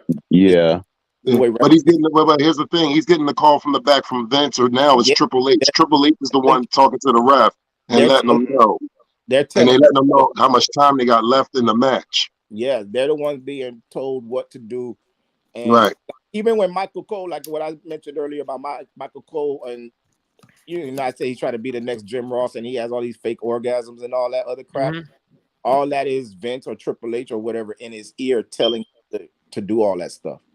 All right. Hey, by the way, I'm gonna open up we're gonna be shutting this out like about at what time is it now? At 12 o'clock, because I'm gonna be doing another show, but I'm gonna open it up to the panel now. I just wanted to do a quick panelist, control panel. Then now, if anybody wants to come up and talk, again, we're not talking Dolphins right now. We're just, what I'm saying, we'll do that tonight. I promise you. We just want to stick to the unless you want to talk Wahoo McDaniels. Yeah. Thank you. Thank you. I was about to say that. So Now, let me ask y'all this: was Manny Fernandez the wrestler? Was he the same Manny Fernandez that played with the Miami Dolphins? That's a good question. Because I always wondered that, and I couldn't figure that out. That's a good question. Yeah. Yeah. Because the Manny Fernandez that was a wrestler, he sort of hinted that he played football. But then it might be. That might be the same Manny Fernandez that played for the Miami Dolphins. Could be him. Yeah. You know, I do want to say though about the only two fan bases in the NFL that can get away with talking about wrestling are Miami, maybe Tampa. So we'll add a third. So maybe Tampa and Atlanta. Those are the only three fan bases that really have legit talk about wrestling. Well, wait a minute. The Giants fans are going to try to throw Lawrence Taylor in there. So yeah. Don't forget about Lawrence Taylor. Well, I'm just thinking like the Omni in Atlanta was the home for NWA for like the headquarters for like my entire childhood. You know what I mean? And then you got all the people that are from Tampa area, you know.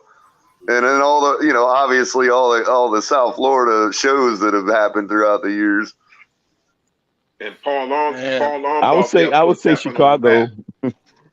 What's up, Lance? Hold on, let's welcome Lance and Ron Levy. What's going on, guys? What's up? What's going on, man? I remember going to the Sunrise Musical Theater when it first opened up in the late 70s, early 80s, watching wrestling over there. I met Dusty Rhodes, I met Andre the Giant, Superfly Jimmy Snuka on his first match, the Briscoe brothers, the Funks, Dory Funk. Oh my goodness! Don't talk about legends, man, legends. George the Animal Steel was there. Yeah, George Steel was something else. Yeah, he was crazy, man. Abdullah the Butcher was insane. Wow, that's all. I remember Abdullah the Butcher. Wow, Abdullah the Butcher. Yeah. I put him down. Did you see? Ron Levy want to say something? Yeah. I had him. If you look in the chat, I had Abdullah the Butcher and Nikolai Volkov against Sergeant Slaughter and Jim Hacksaw Reynolds. Damn. Oh, yeah. That's what's up. Wow. Yeah. Sergeant Slaughter. Oh, that was another epic rivalry was Lex Luger and Nikita Khrushchev, man. Yeah. I'm sorry, it was Koloff, Nikita Koloff. I'm thinking of the actual Khrushchev, the Russian leader. Right. Right. Some of my favorite fights was Dusty and Kevin Sullivan. Yo, there you go. Yeah, those are bloody. Well, again, back in hell, they even did matches like under AWA, and they would just sit there and bludgeon each other to death for like an hour, man. I remember. Yeah, I heard like for all the blood, they used to take razors and cut themselves. Come on down. They would take razors and cut themselves, and then patch it up real lightly. So all it needed really is just to be touched, and they would start bleeding. Hey Lance, all you had to do was look at the butcher's head. You can see the scars from the razors on his head. Razors. They'd have razors. Do the butcher. They'll have razors in their. Hey, how about the Funks? Don't forget about the Funks, man. Terry Funk. Dory and Terry, man. Nasty. Hey, does anybody remember Does anybody remember the Black Scorpion storyline? Yeah, I remember that. Barely. Yeah, I kind of remember that. Oh, yeah, I was pissed. I was so pissed. I said, "You got me to spend my money for this shit." I was mad. That's probably why nobody remember it. I really don't. I don't remember the name. I do not remember them, but I mean, I remember that. Wow. Didn't the story get messed up? They had to switch it because originally. You all remember Rowdy Piper, right? Yeah. Yeah. Oh yeah. Roddy Piper was a classic. Originally. Oh, I love Roddy Piper. Originally, that's a Scotchman to me. Was supposed to be Ole Anderson. Hey, by the way, I have a cool Piper story. So anyway, Piper was wrestling in Mexico. One of Guerrero's, I think, uncle or Eddie Guerrero's uncle or dad. I can't remember which one it was. So right before he got to a match, he says, "All right." He had this bagpipes. He goes, All right, guys, I'm gonna be singing the Mexican national. Before we wrestle, we're gonna sing the national anthem, and he started singing La Cucaracha. And dude, the Mexican people were pissed. They had to cancel the match because they were throwing chairs and shit into the ring. That was on Piper's Pit, wasn't it? No, it was in Mexico. It was in Mexico. I loved that. Oh, the actual Mexico. Piper's Pit. Piper's Pit will always be known for the coconut incident. That will always be known for the coconut incident. Exactly. Dolphin winner. Hey, what about Jimmy got payback on that though. Well, hold on, Ron, go ahead. Yeah. Yeah, but if Piper got a role in the movie, you also they they live. Yeah. I'm here to kick ass and take Piper- names. Piper I'm was in here a to movie kick called ass and chew bubble gum, and I'm all out of bubble gum. Live? Yeah.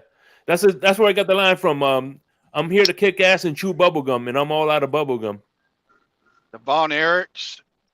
Hey, Free Bird. Hey, also speaking of Piper's Pit, I remember the one I'll never forget is when Shawn Michaels turned on Marty Jannetty in the barbershop.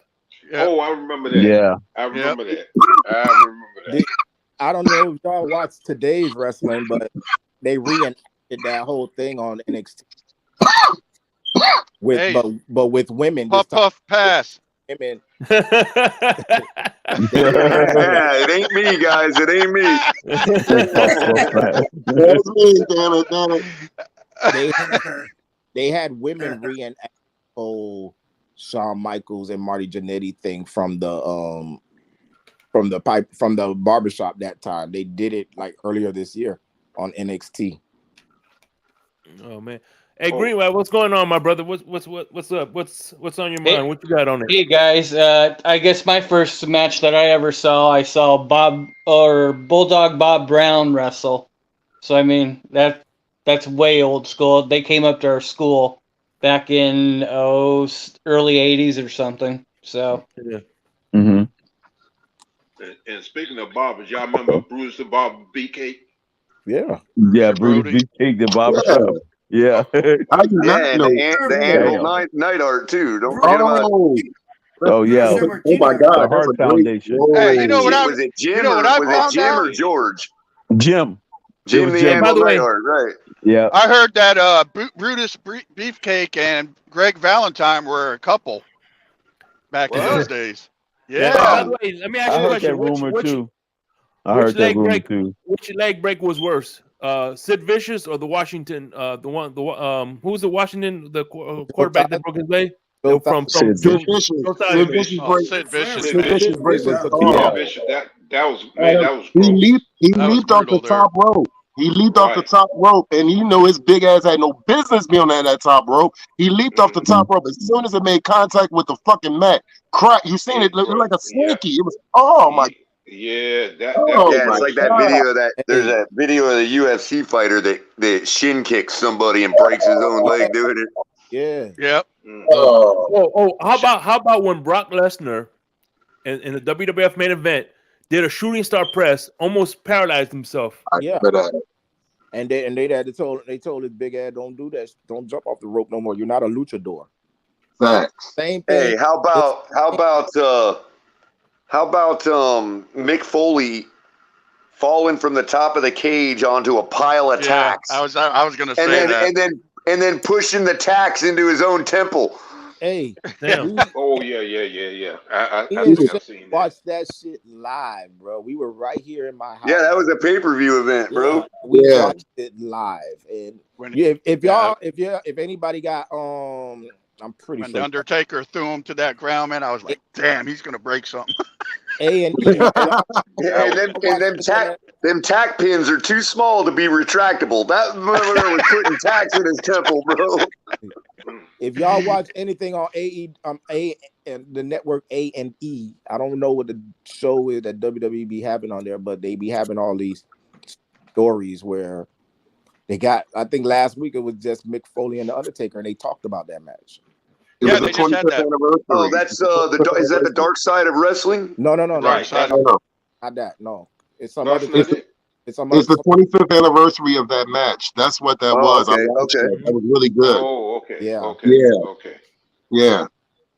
But they are playing the dark side of wrestling because Yeah, dark side of Oh yeah, wrestling. I just watched the recent one with the Junkyard Dog not that long ago. That was good. It was sad, Oh but it was yeah. really good. The Junkyard Dog. Wow, man. Yeah. Another sad story was what was his name? Kamala. Oh, Kamala. Yeah, Kamala. he had no legs. He had that. Yeah, he has. Yeah, he just recently passed away last year. Yeah. Yeah. And I'm sure we were all watching the pay-per-view the night Owen Hart died, man. Oh, man, that was sad. That was sad. But They Eddie knew it Guerrero happened was because they came back from the promo for the match. They came back with the camera fixed on the audience, so they already knew it. Like it had already happened during the promo for the match. Right.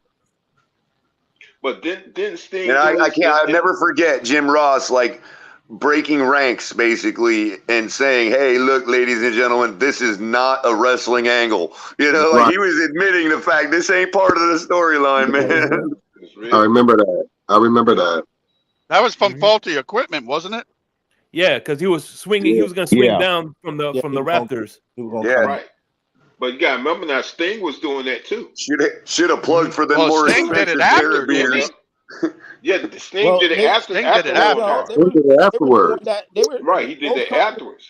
Both That's what surprised me. They probably should have plugged for the more expensive carabiners that night. Right. Both companies, let's remember, both companies was doing it because let's remember before Owen Hart was doing it, Shawn Michaels was the one coming down from up there. Oh yeah, that's right. Yeah. Don't forget, Sting was doing it too, wasn't he? That's what I'm. That's why I said both. But that's why I said both companies because WWE was Shawn Michaels. Sting was doing it when he became Crow Sting, right? And then after Owen Hart, we didn't see Sting do it no more. We definitely didn't see Shawn Michaels doing it no more. It's like they kind of just took that completely out of it after the whole Owen Hart thing. Yeah, I can understand why. Because that was sad. But Eddie Guerrero was sad to me too because I think Eddie Guerrero, I think he passed away as a result, if I'm not mistaken, of being hit in the head with a chair and then going back to his hotel room and not waking up because his nephew.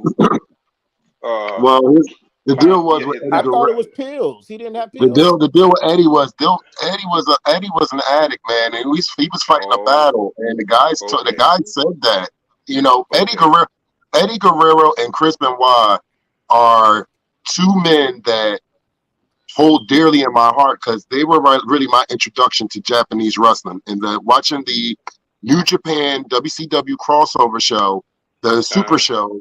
They were the first match that was on that pay-per-view, and that's when Eddie Guerrero was Tiger King, if I'm correct, or Tiger Mask, because he was wrestling underneath a mask. And Chris Benoit, it was the first time I seen Chris Benoit, so it was that they were my introduction to Japanese wrestling. I didn't know anything about Japanese wrestling until I watched that, and to see see those guys wrestle. Because I'll be honest with you, the guys that don't get the credit, really, are like your Dean Malenkos, your Steven Regals. Yeah. We can be here all day long. But, you know, those guys, like, I don't like talking about Benoit because of what he did, but at that given time, nobody couldn't tell me any different that man was, you can tell he put his all into professional wrestling. But have you watched the story about Guerrero and Benoit? Yeah. That's it. He just hit his head too many times and way too many, and they told him to stop. And it started with Eddie Guerrero dying. That was a guy I didn't like. Green Met. That's just sad. Benoit Green Met. He was terrible. By the way, thank you, William Perry, because he gave me a good idea for 2 questions. All right, question 1. I'm gonna give you my answer. My answer so that where you could kind of gauge where I'm coming from. Who do you think was the best wrestler that never won the WWF champion, and who was the best wrestler, the greatest athlete without a personality? I'm gonna all go time or era? No, just who any didn't win time. the title? It doesn't matter. It doesn't matter what era. That's a broad. Yeah, that's a big. Yeah, but I'm saying no. I mean, you got to throw Hulk Hogan up there.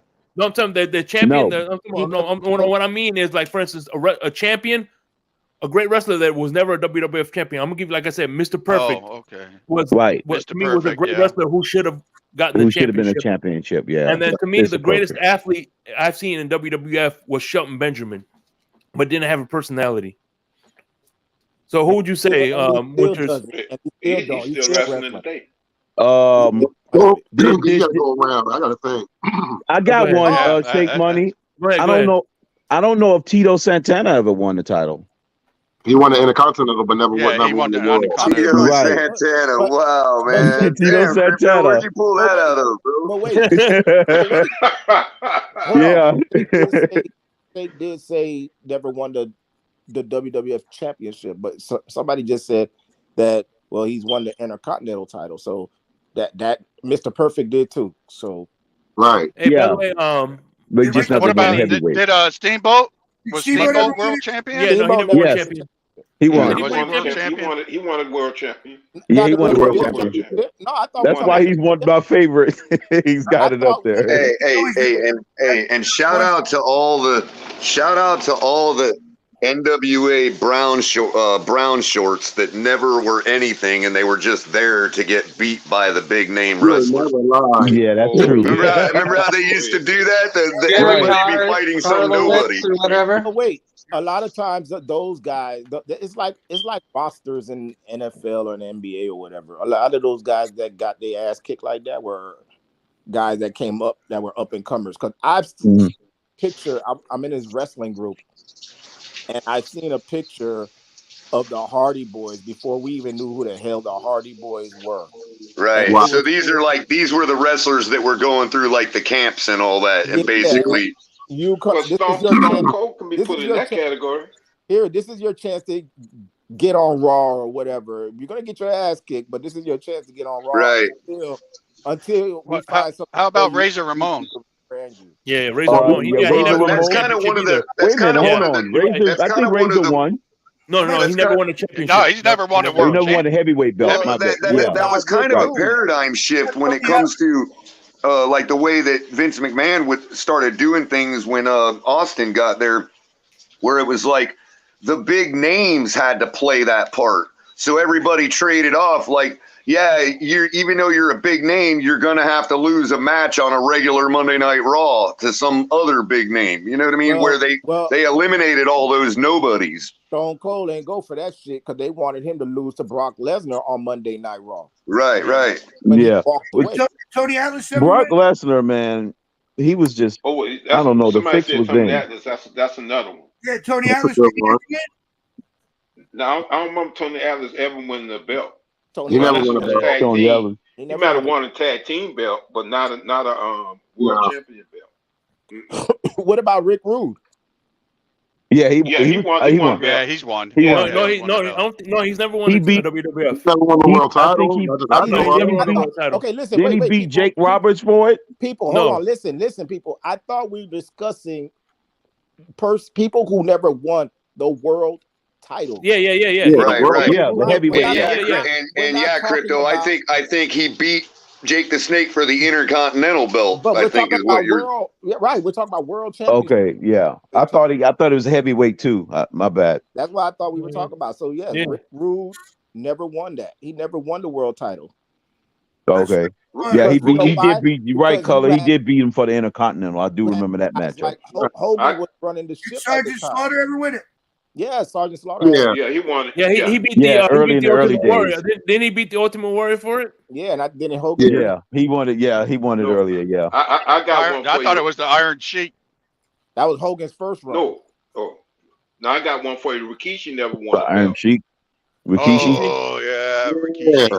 But He you know never what? won a We title. gotta- Damn. Wait. You know what? We got to think about this. Why a lot of people never won because of the eras that it was in, and Right. you know, we're talking about a bunch of guys that everybody that we mostly mentioned just now.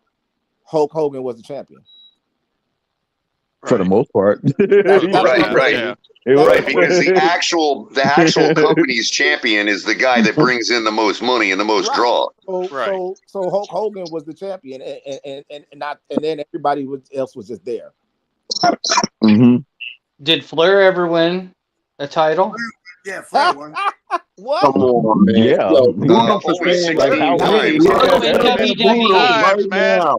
That got to be a joke, right? Like Get 20 him out. times. He did hold the WWF championship once, I believe, Yes. for a quick time that he was in For a that quick organization. Yeah. Yeah, he I did. couldn't remember if he did or not. I mean, I know the 17 or whatever, and all the Yeah. times he lost it in NWA and all that stuff, but I It couldn't seems remember. to me like Yeah, he there was won a a minute WWF where title. it seems to me like there was a minute where him and Bischoff weren't getting along, and he went and wrestled for McMahon for like it seemed like a month, and that was it. I just remember him with Greg Valentine always winning the tag team. Well, Flair was part of with Horseman. Triple H and Evolution and Yeah, stuff. that was later. That was Right. Later, Yeah. I'm talking about back in the day when he was with Greg Valentine and him were always tag team partners. They were always the tag team champs. And by the way, one thing I'm Yeah. I'm glad that now that I'm watching that belt you have on your shoulder, Dolphin Winters.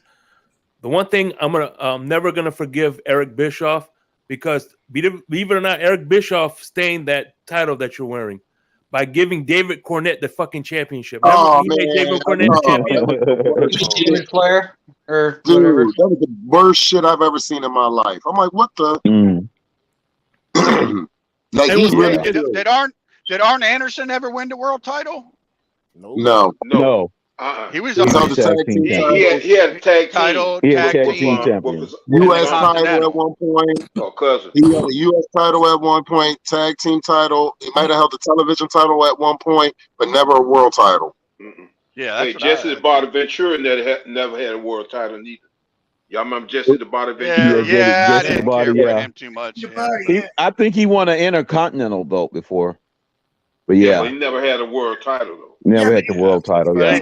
I don't think he Jesse ever the Body. deserved it though. He's a governor now in Minnesota or Michigan. Not no more. Not Yeah, anymore. so I'm thinking Jesse Ventura was one of the few. Kane's a congressman.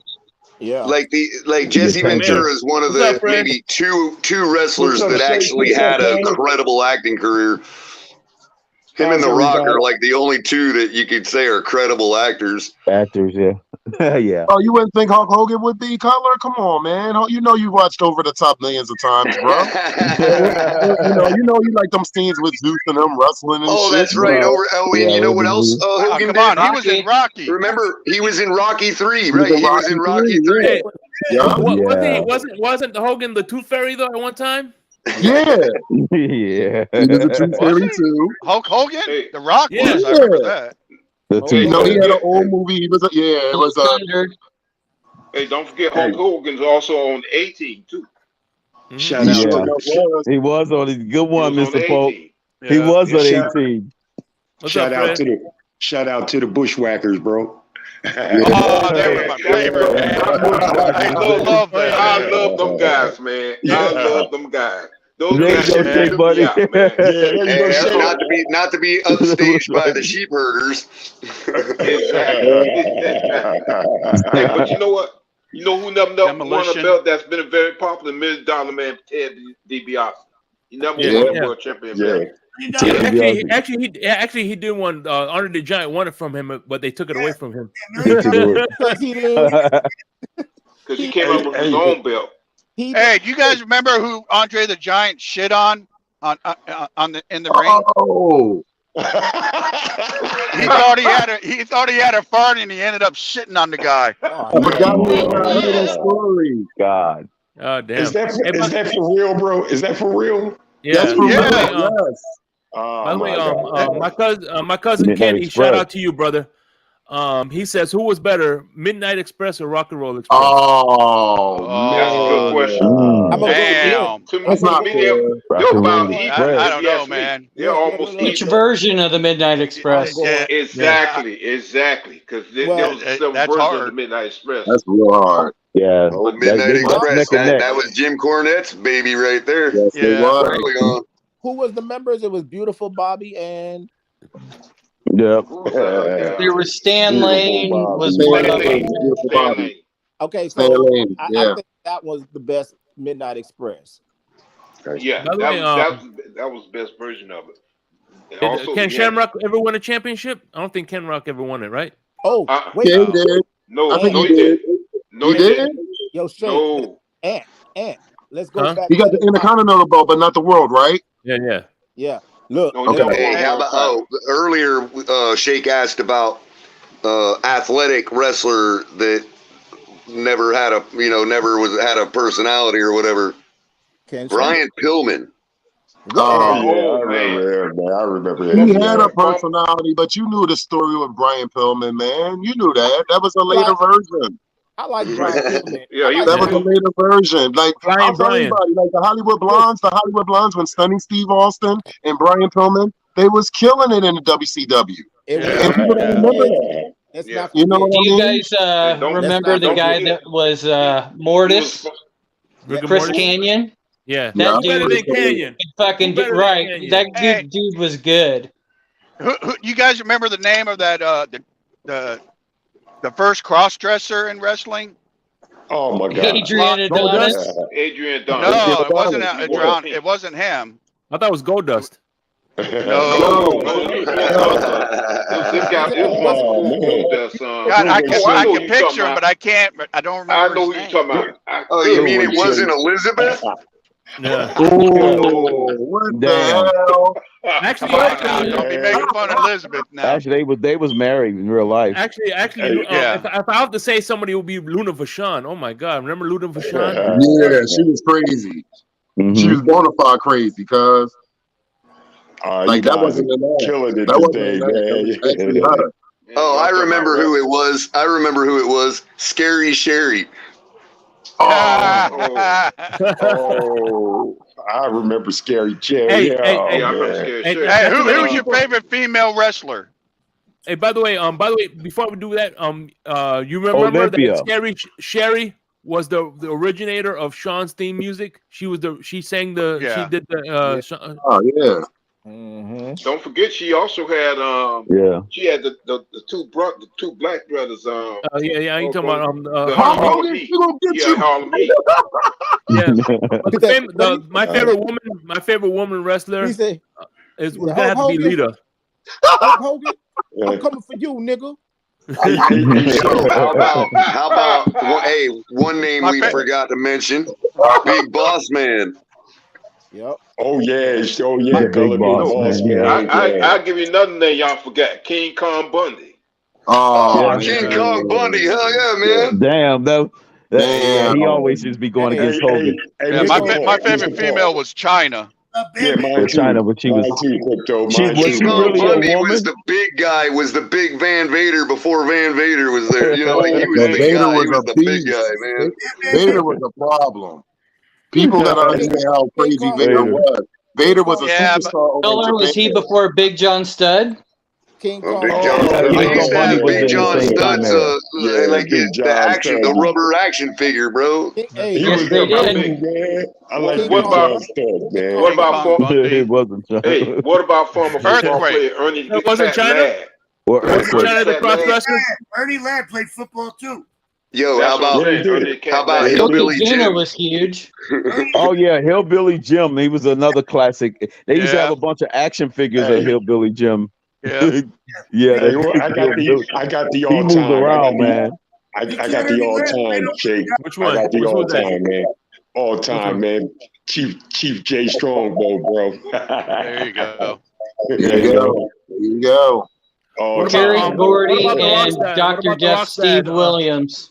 What about the Rock's dad? Dr. Death. I remember Dr. Death, Steve Williams. Who was the Rock's dad? Rocky Johnson and Atlas. Yeah. Tony Atlas. And don't forget about FSU's own Ron Simmons. That's right. And by the way, Ron Simmons was the first black heavyweight champion.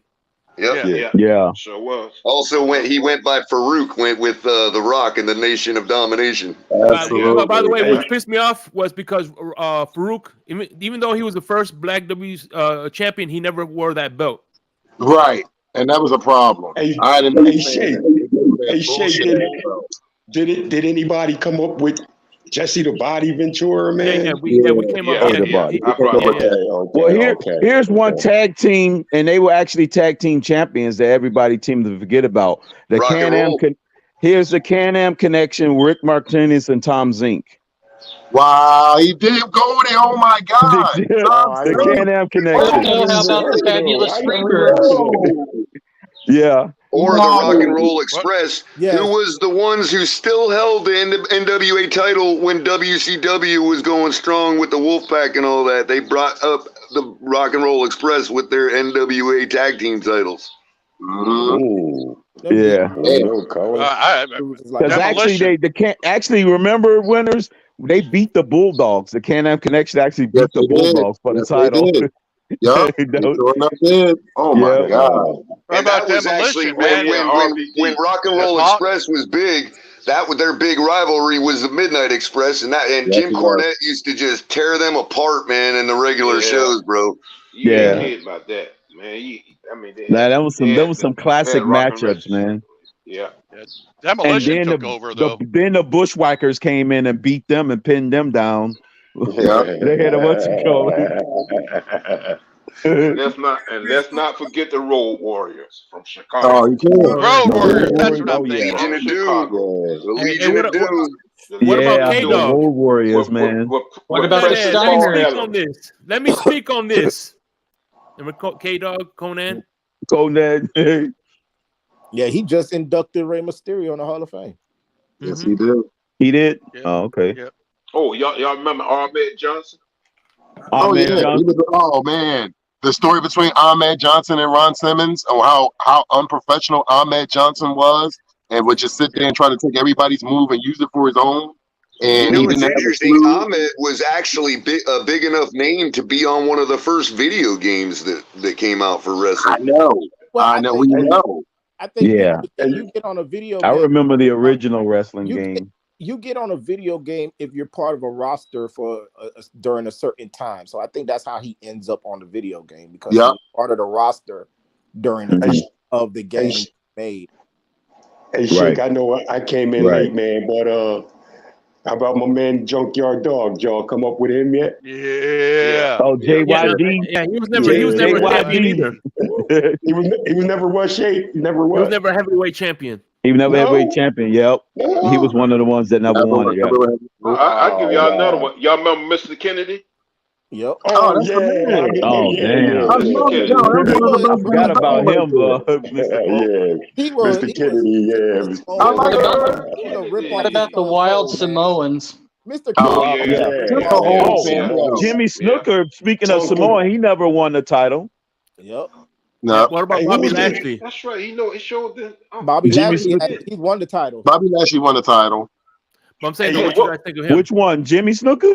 No, Bobby Lashley. That's what I was asking. But no, Snooker. He won the title. I don't think Snooker never won a title. Snooker never won. Yeah, he just won. He was a tag team with the Islanders, and then he won the other one. Hey, what about Barry Windham? Did he win it? I don't remember him winning a world champion. God, Barry Windham, man. Where do you come up with these names, bro? Here's the thing about Barry. The thing about Barry Windham's the same thing I mentioned. Never win it. The same thing I mentioned earlier about why certain guys didn't win the championship because of Hogan. Certain guys didn't win the championship because of Flair. Right. Barry Windham came out. That's like Bradshaw. Yeah. Mm-hmm. Hey, Shake, the Samoans, the tag teams, man. Wasn't one of them called Tonka or something like that, bro? Afonseca. You talking about Afonseca? Afonseca, Tonka, something like that. Samoan SWAT team. Yeah, man, they was cool, man. I liked it. Yeah. One of my favorite wrestlers growing up was Tatanka. I used to love him. Yeah, me too, Shake. Me too, man. Tatanka was cool. What was Bradshaw's first name? Terry Bradshaw. Terry Bradshaw. No, their son. Bradshaw Mayfield. Brad, what's his name? Right. Bradshaw Layfield. Yo, we all said Terry Bradshaw. That's it. Terry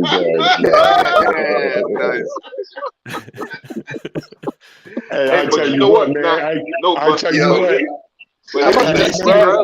I got a sidebar football story about Terry Bradshaw.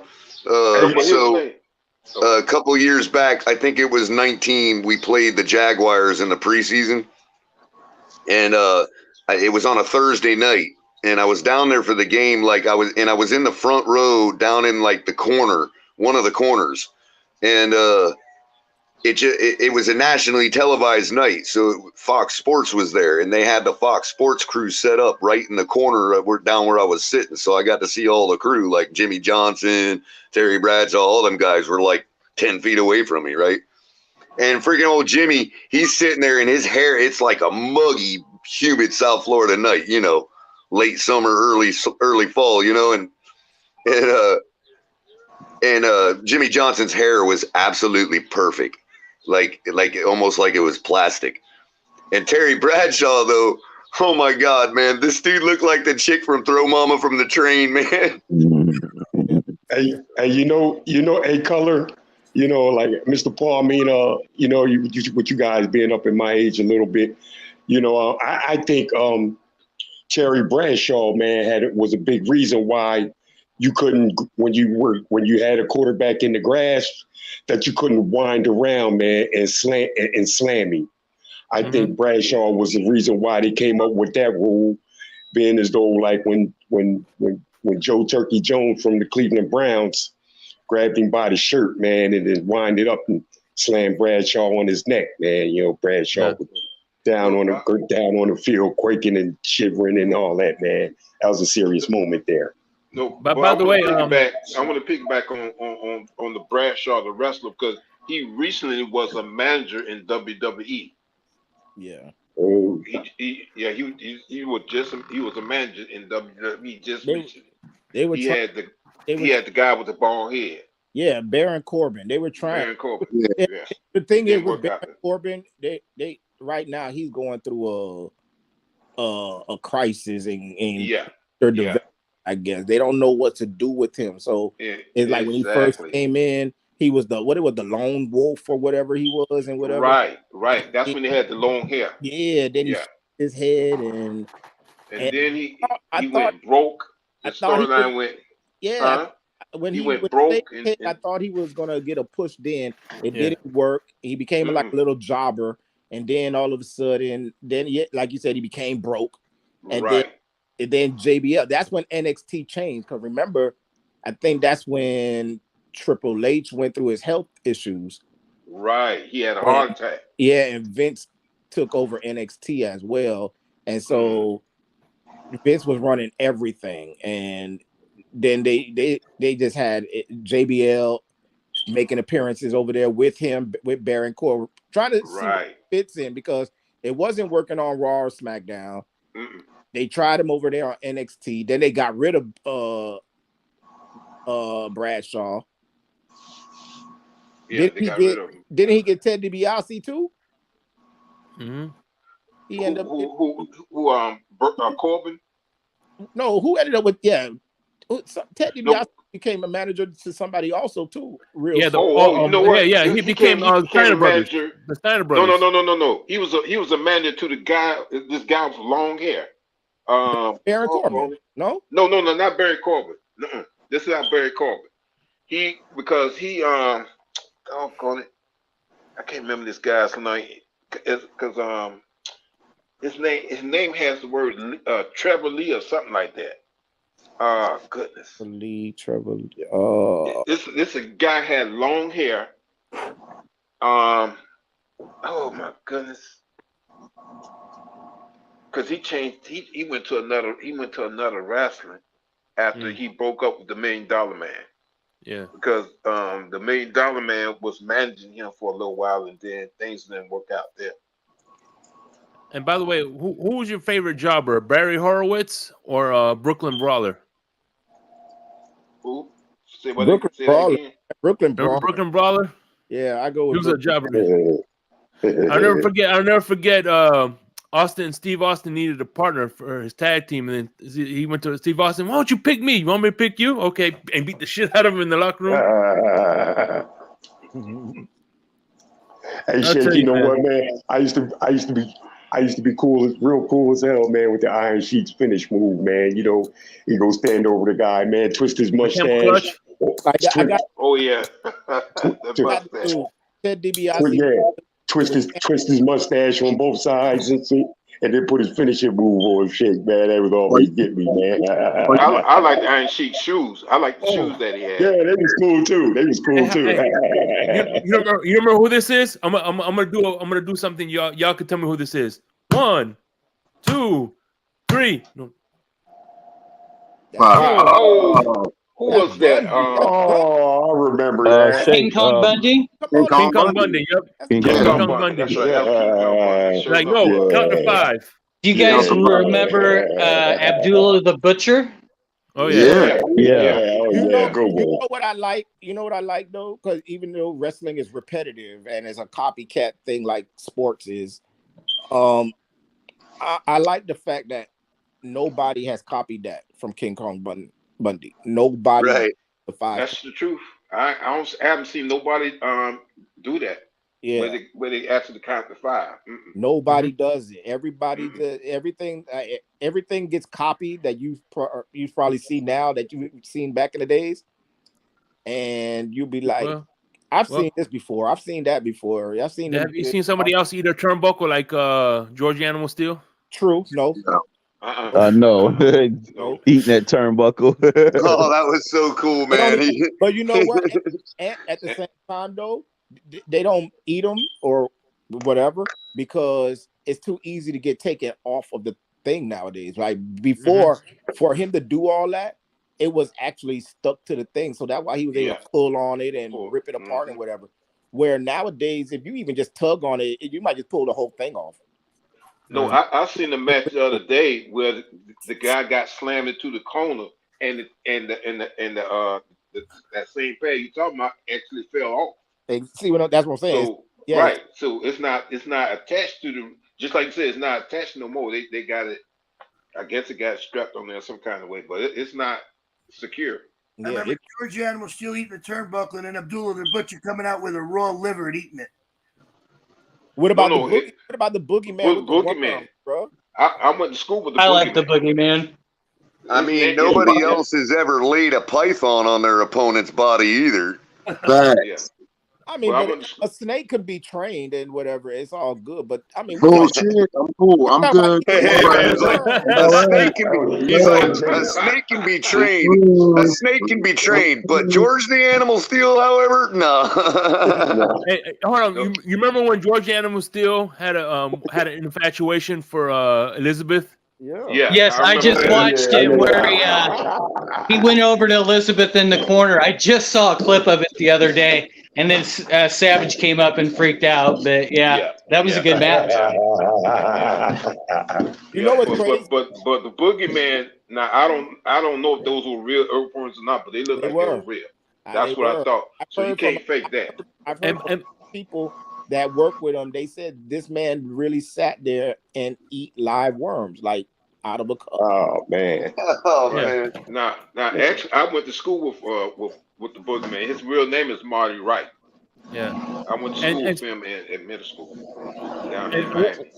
One of the reasons I'm bringing up the infatuation because he had Elizabeth. One of the things that disappointed me about the WWF is how they made Diamond Dallas Page stalk Undertaker's wife and make him look like a creep, because that was the last memories you really have of him. Yeah, was him stalking Sarah. Yeah, because of his health. health. Have Sarah tattooed on his neck.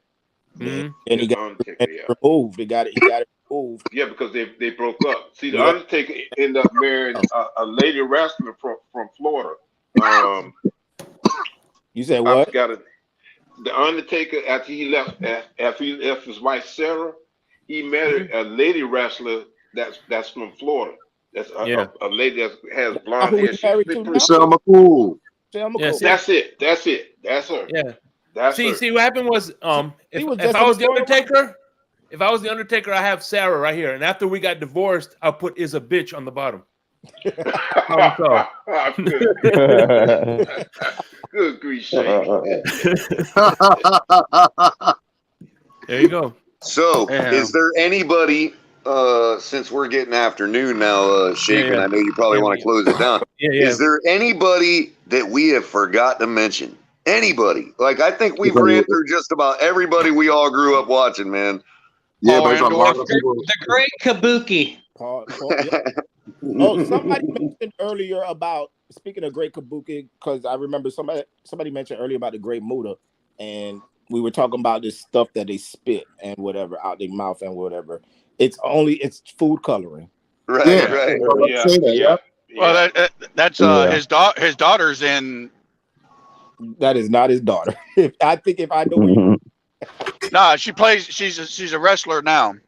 Okay, and who? For WoW? I can't remember her name. It's not the. Damn it! I can't. Is she remember on her WoW? name. I think I'm not sure. Okay. Is she going against what's that black lady wrestler from Tennessee? No. She's not. I don't think she's ever held a title. Oh, okay. But she did spit, and then I remember seeing something about it. That's his daughter. Are you talking about the chick that you talking about? You're not talking about what's his name right now in WWE, are you? Oh, by the way, yeah, we that's forgot one. You're talking about. They're not related. He ain't talking that's about. That's what the interview a thing that I saw that said that they were. Who? Shout out to John Vest. Hey, what about Akeem, the African Dream? Oh wow! Really? Yeah, the African Dream. Yeah, that's right. If we're gonna go there, we didn't mention the Killer Bees. Like, yeah, Sparks tag team. Yeah. Hey, listen, we're not the talking Polish about the Dolphins power, Ivan Putski. Oh, talking about the Dolphins. Matter of fact, the Killer Bees. I think they fought the Heart Foundation in the that was Brian. Yeah. Brian something. What was that Polish guy's name? The real big, huge guy. So there is one guy we forgot because we mentioned the Russian brothers, Ivan and Nikita Koloff, but there was another Russian that was for WWF apart by himself. I can't remember his name. He's it was famous Nikolai guy. Volkov. Nikolai Volkov, right. It was Nikolai. Yep. Nikolai Volkov. Man, that boy had some big old freaking trunk, man. His trunk was like huge. Yeah. I'm like, man, he power slamming people, man. I'm like, man, him and Junkyard Dog used to go at it. I remember I got thrown out when I lived in Reno, Nevada. I got thrown out of there because I jumped over the barrier and chased after the fucking Iron Sheik. Oh, the berry. He would have killed me, but I was going at him, man. I was pissed. What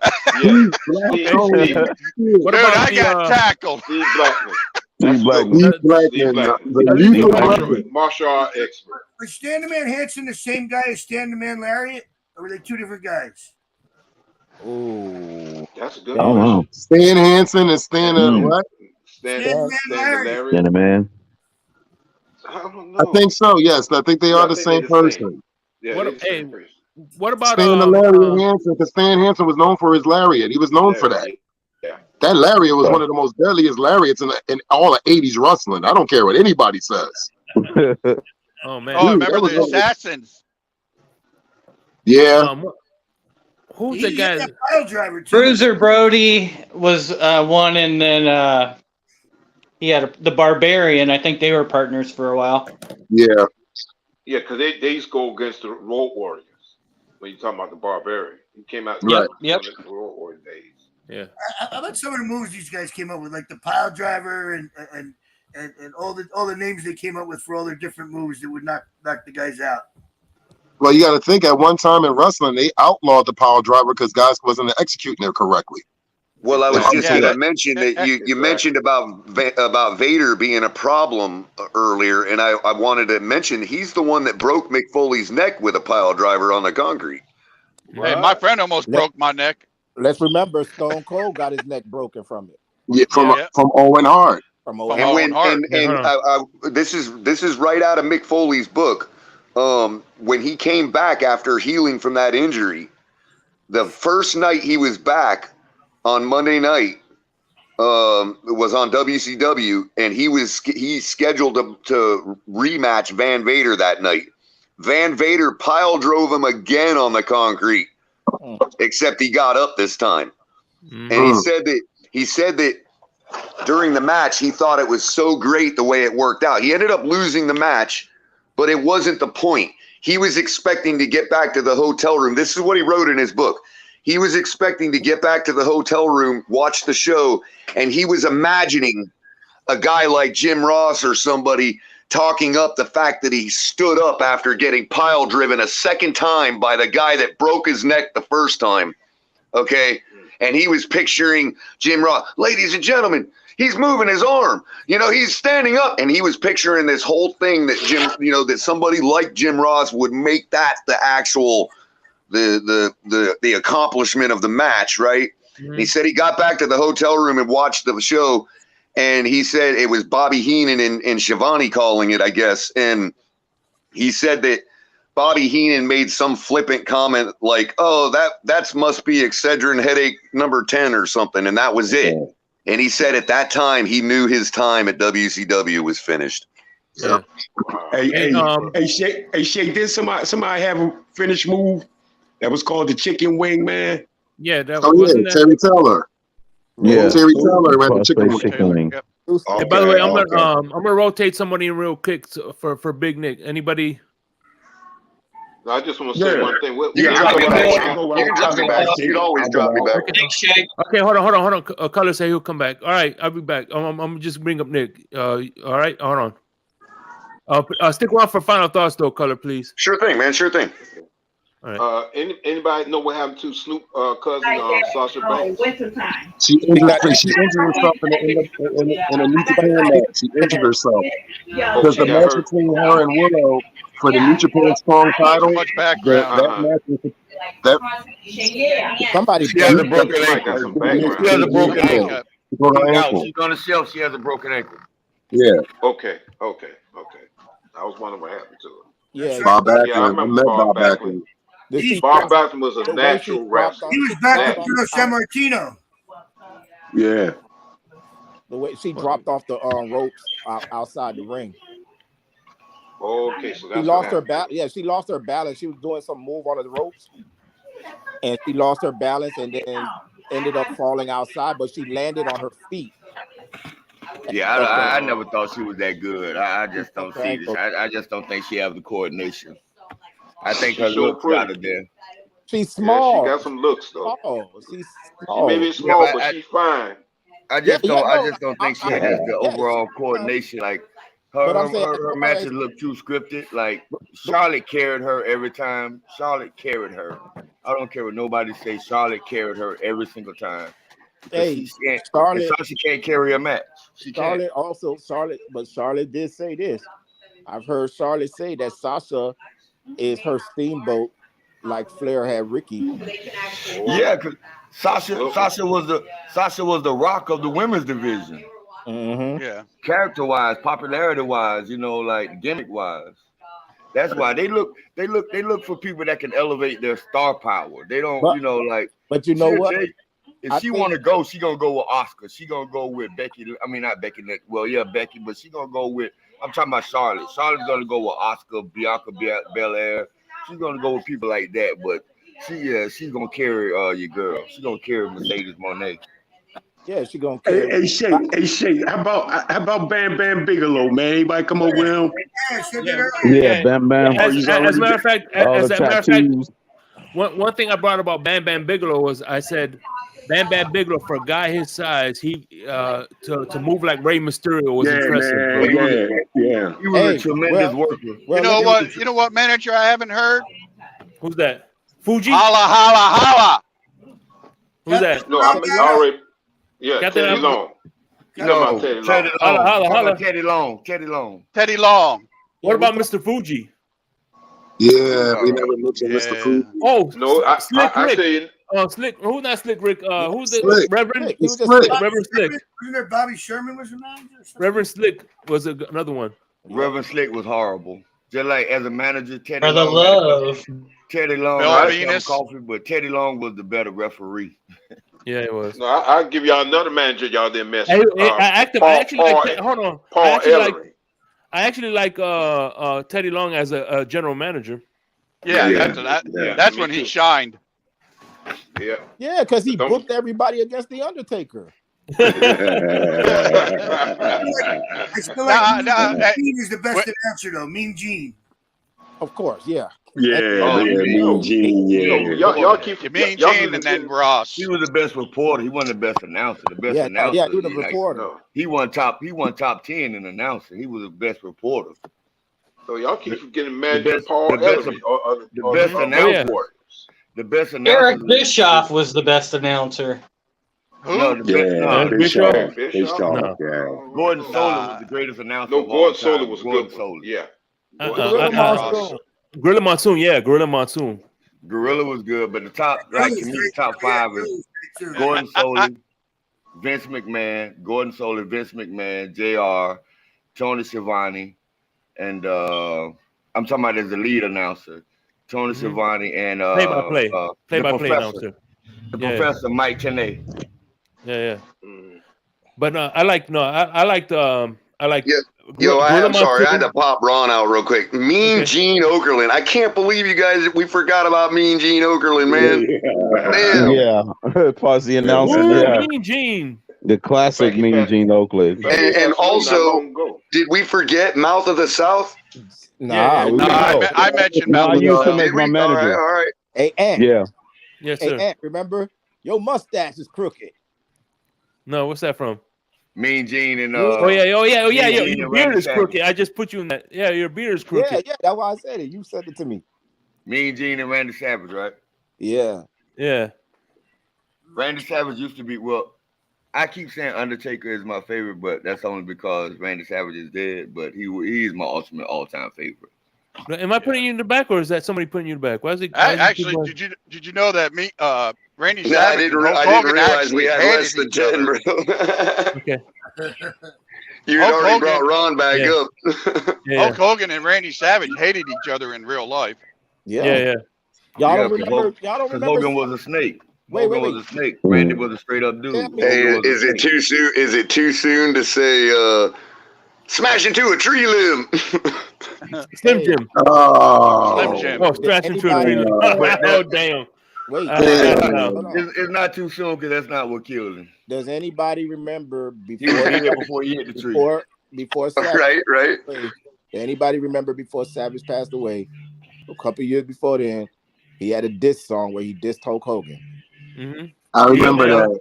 That was a money grab. You know, that was one of those legacy matches. Wasn't that over Elizabeth? Yeah. That was over Elizabeth, wasn't it? Spider-Man? Yeah. Yeah, he was Spider-Man. Yeah, he was in Spider-Man. Bone Crusher. Bonesaw. Yeah, Bonesaw. That's what it was. Chief McDaniels. Sheamus was in Ninja Turtles. Which one? I think the first one or the second one. Sheamus was in there. He was one of the whenever they brought Bebop and Rocksteady on. I think that okay. You know, there is one couple guys we did forget. And if you don't know, your ass better call somebody. But he's still but here's the thing. He's still relevant. He's wrestling on AEW every week with that name. Road Dogg, you talking about Road Dogg? Category. Yeah, you know what? I didn't hear nobody bring up Chris Jericho either. Dude, I think and that was the dude you met at the Dolphin game. Yes, I met him at the Miami. I haven't heard anybody mention Kurt Angle.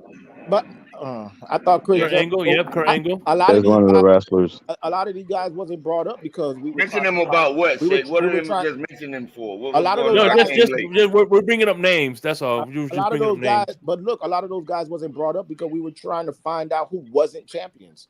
Yeah.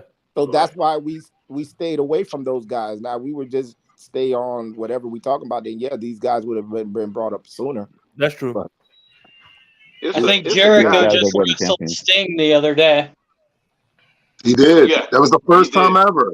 Sting went up a ladder in the ring and went through a table. Yeah, you see him bust his mouth on it too.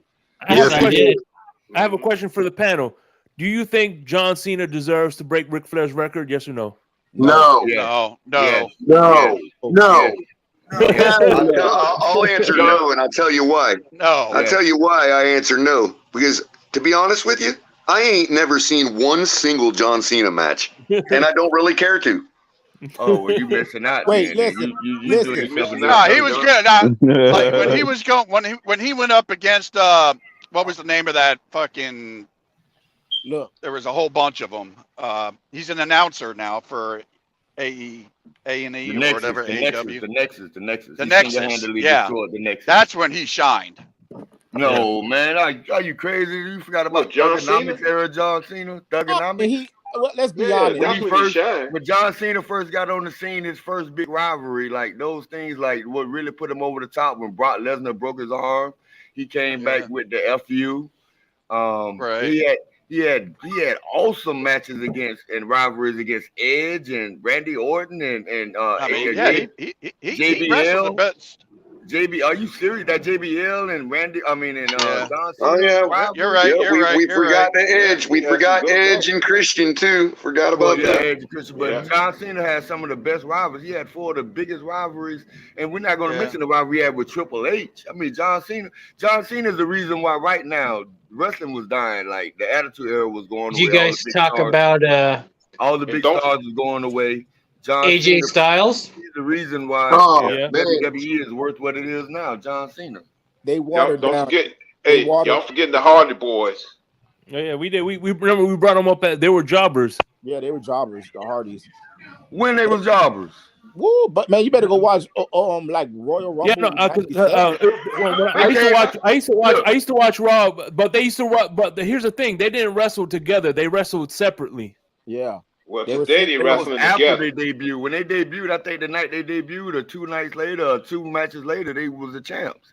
They came in hot. I remember clearly when the Hardy Boys debuted, because what happened was, Gangrel brought Edge and Christian, and then the guy from the Fabulous Freebird brought in the Hardy Boys to come back them. Yeah, that was Freebird. Michael P.S. Hayes. Poor man Ric Flair. Y'all remember he used to call Michael Hayes the poor man Ric Flair? Yeah. He sure enough was. He was a poor man. I don't know. Michael Hayes was arguably one of the greatest factions of all time. Yes, absolutely. That's what they called him. And he held a lot of he had a lot of 6-man tags, a lot of tag team tags. He held single titles as well. So they got a wrestling rule. They got a wrestling rule for Michael Hayes, the Freebird. Absolutely. If you're in a 3-man faction, a 3-man faction, all people can defend the title. But we only seen one other group do it, and that was the New Day. No, what's the name did it? The Shield did it. The Shield? Oh, they didn't rotate the tag titles. Yeah, they did. Yes, they did until Dean Ambrose. Until Dean Ambrose won the U.S. title, him and Seth was the tag team. Bro, I've heard the commentators even say it that the last team to do it when New Day were the champions. Right. They were the one. I've heard them say that. Like, okay, but hey, they may have been the last team to do it, but I'm saying the Shield did it as well. Okay. Yeah, the Shield did it because before Dean Ambrose had the U.S. title, I think him and Seth actually won the title. Right, and they were the only champions when Roman was wrestled. Roman and Seth lost the title to Roman and Seth was the champs once Dean Ambrose had the title. He wasn't fighting in the tag team anymore. It was Seth and Roman. I won the U.S. championship. All right, check this out. You know how there's a wrestler called Luthez. He has his own move, that Luthez press. Is there any other moves that you would say was named after a wrestler? Because you have the Luthez press. Yeah, the Hurricane Rana was originally called the Frankensteiner. The Stinger. The RKO. Smash? No, what do you mean? Like Stone Cold Stunner. The RKO, stunning Steve Austin. RKO. I'm just saying though, when like for instance, when somebody does a move, they call it the Luthez press. You know, when somebody does the stunner, they call it something. The RKO or different things. Diamond cutters. Yeah, I didn't realize. I've always heard it called a Stone Cold Stunner. I've never heard its real name. Kevin. No, the press is when they come out the ring and they jump all 4 limbs over and land on you. That's the Lou press step. Like a flying cross, basically. Stone Cold does it all the time. He does the Lou Stone Cold do it. Then he starts pounding on you. Most of the females do it. Mostly girls do it now. Superfly. Or you also got the rock bottom and the people's elbow. Yeah, the rock bottom is the but sidewalk wait, slam. but the It's a rock Uranagi. bottom, when if somebody else does it, they call it by the original name. It's What's the original name? The Uranagi. I don't remember. Body Right slam, something like that. The Side Uranagi. slam. Side slam. Yeah, That's what it's called. By the way, it's not a the sidewalk rock slam. bottom. Listen, by the way, guys, the rock bottom is the only wrestling move that has been featured in a action fight scene in a show, in a movie, or a television show. Now that's the only one you've seen. I mean, where it was recognizably identifiable as the rock bottom being performed by the Rock himself in a television show. Well, that's Yeah, the first time he did it. The first time he did it was the rundown. But his character wasn't the Rock. He was playing an alien in Star Trek Voyager in this kind of like deathmatch episode, right? But you're talking about something that was done in the era and the timing of when the Rock was doing it. So if that move was done right now, they're not going to call it the rock bottom. Well, only because everybody would know, like the show didn't call it the rock bottom, but everybody knew that's what it was because the Rock was playing the alien that did it. You know what I mean?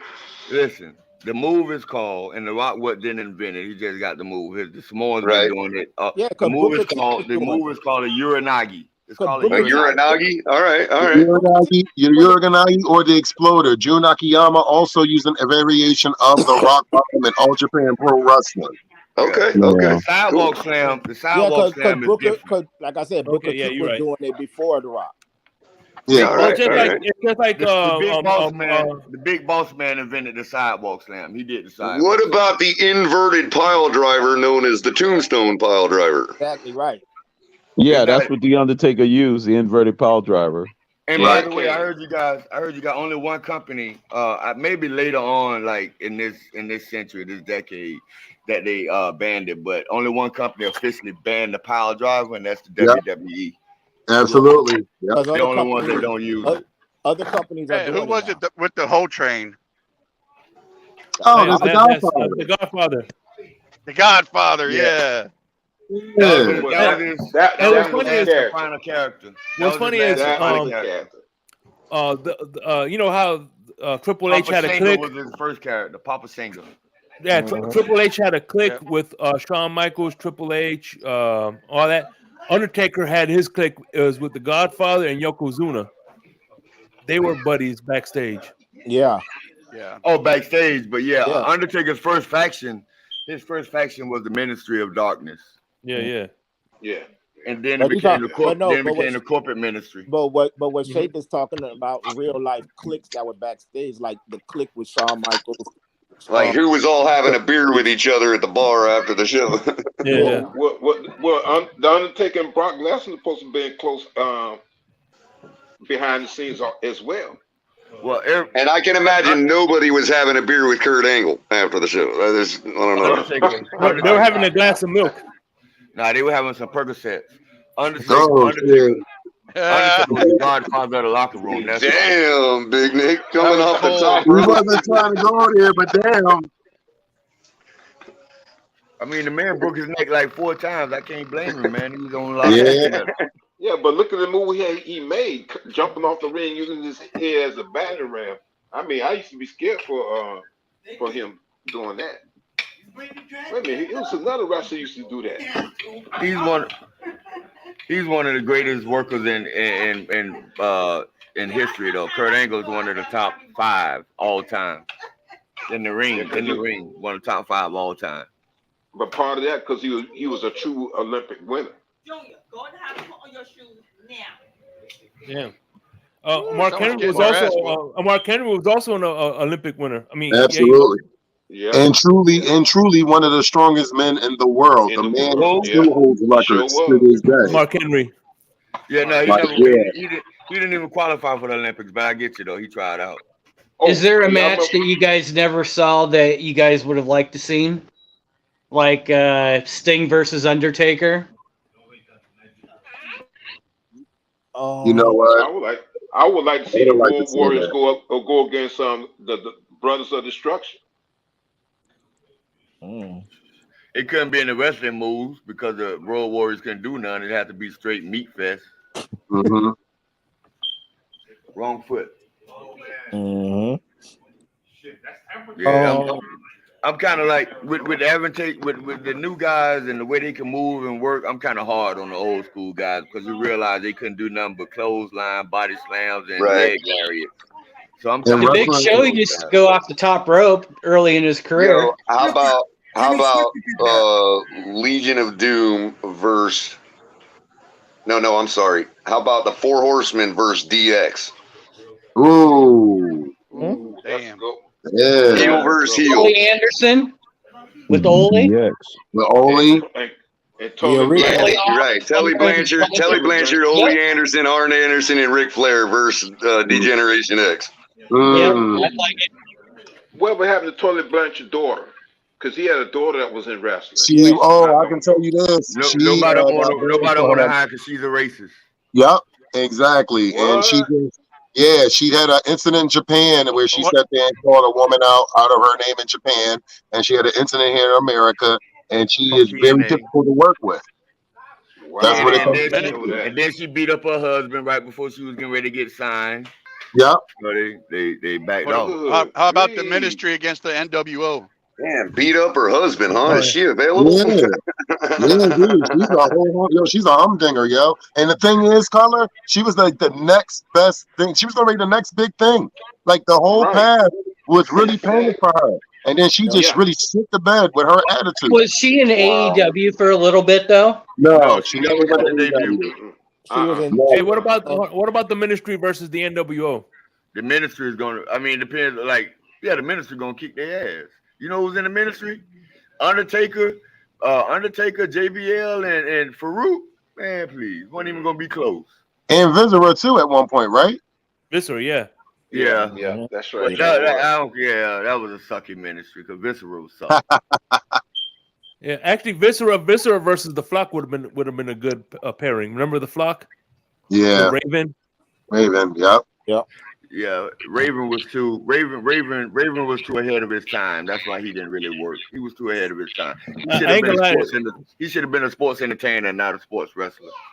Raven versus DDP was one of the greatest rivals I've seen in WCW. There wasn't like a main event rivalry. Raven versus DDP was a good rivalry in my opinion. That kind of hurt DDP.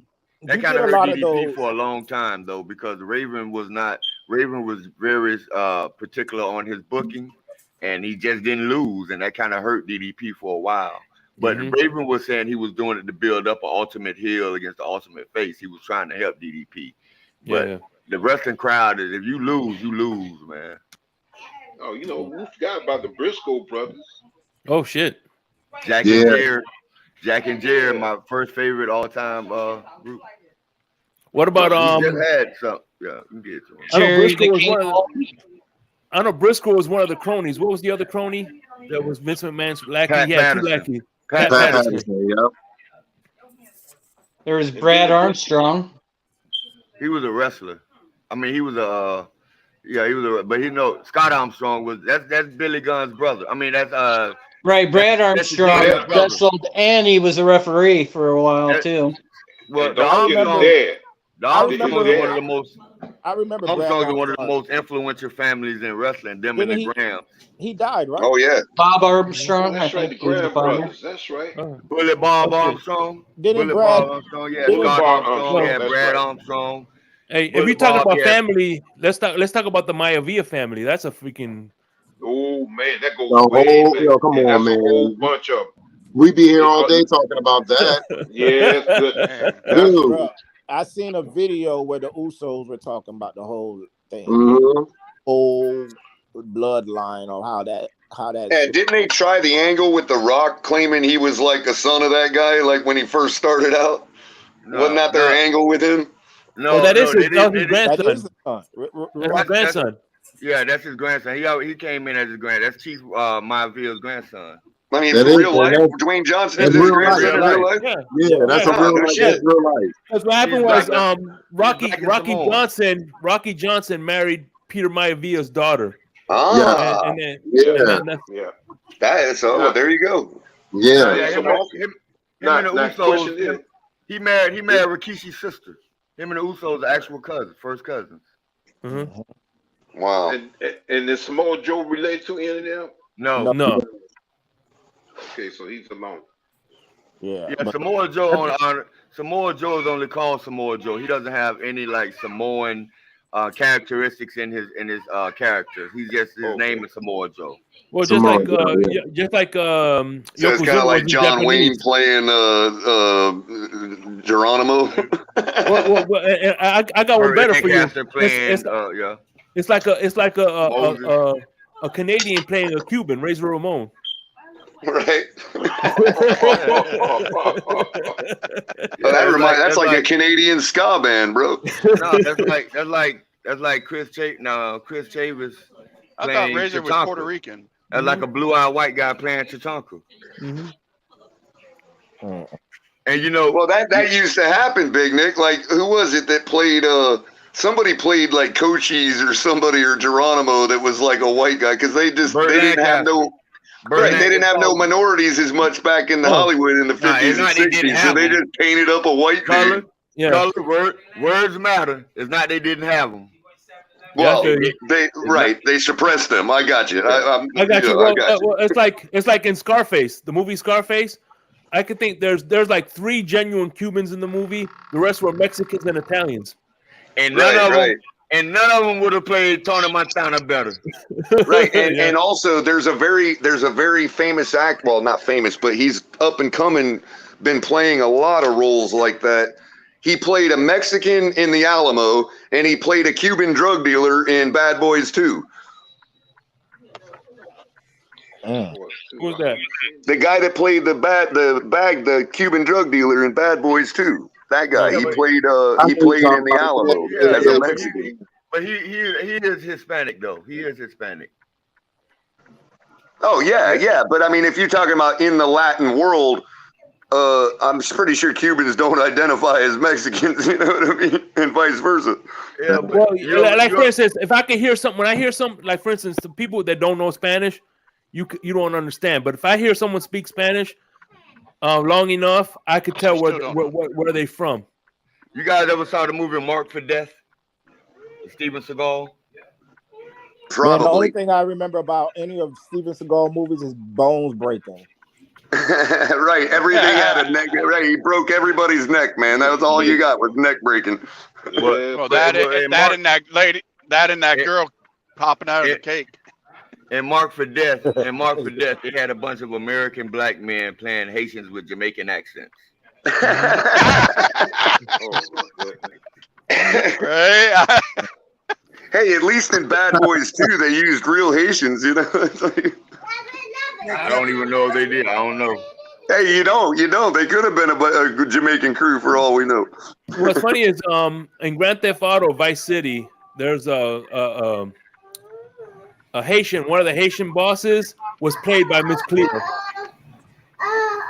Was played by who? And the boss of the Haitians in on Grand Theft Auto Vice City was played by Miss Cleo, and the boss of the Cubans was played by Danny Trejo. So,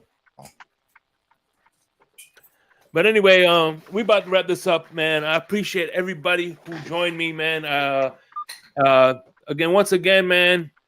Dubby energy drink. I tried the apple. It is amazing. It's called. Wait, Shake. I'm sorry, Shake. Real quick. Did anybody mention the Honky Tonk Man or Doink the Clown? No, nobody mentioned Honky Tonk Man. How did we miss the Honky Tonk Man, bro? Again. Yeah.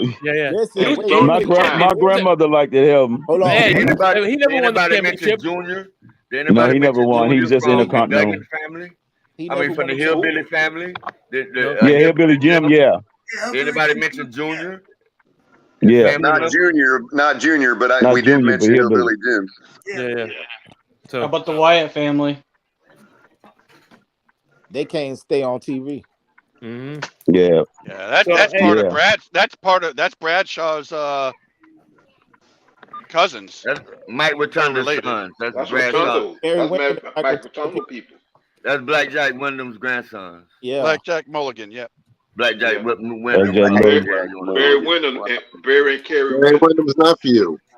How about Cactus Jack? And Mike yeah. Remember, he's my dream match. Remember, I told you. Well, we've been all over Mick Foley. We just referred to him by his name because he had three different characters. Dude, Love, Mankind. That's true. Ronnie Garvin. Always recognize him as Cactus Jack, man. I don't care who he becomes, man. Right. Yeah, that's Ronnie true. Garvin, man. I used to love Ronnie Garvin. That heart punch. Next time we're gonna do the show like. Well, I'm gonna try to do the 3 flavors. So hey, listen, let me ask y'all this. Color, what do you think? Should we do a poll? Are you guys if we do this again next week, you guys be done to come again for one more episode next week? I mean, yeah, I'll be at work, but I can take time to come on. I ain't got no problem with that. Yeah, for sure. Yeah. I mean, yeah. You know me, Chase. I'll be I'll be here like the day before. Actually, wait. Actually, next week is my mom's birthday. I've got to find out what time brunch is for my mom. So once I find out, I'll let you know. Yeah, but for sure, I definitely want to do this one more time. We'll do another flavor, and then the next 2 Saturdays we'll do some dolphin talks. But you know what I'm saying? At least this is a. I like this because this is a change of pace. Right. You gotta give me a heads up. You gotta give me a heads up. Like you gotta text me like the day before because I completely forgot because I just went over 200,000 subscribers. So I've been celebrating. Okay, that's what's up, man. Congratulations, by the way. Congrats, man. Congrats. I'm just waking up. Well deserved, man. I mean, on YouTube? Yeah. What is it called? Accountability. It's called Big Nick South Florida Accountability. Check it out. Everybody like and subscribe. That dude's doing great work with that channel, bro. I'll have to go check it out. I think I might. And Big Nick, congrats, bro, because every one of them 200,000 subscribers is well deserved on your part, bro. Boy, I earned them. Yeah. I earned them 6 times going to jail. I earned them. Hold on, Big Nick. That's the Tua lover, right? I'm a dolphin lover.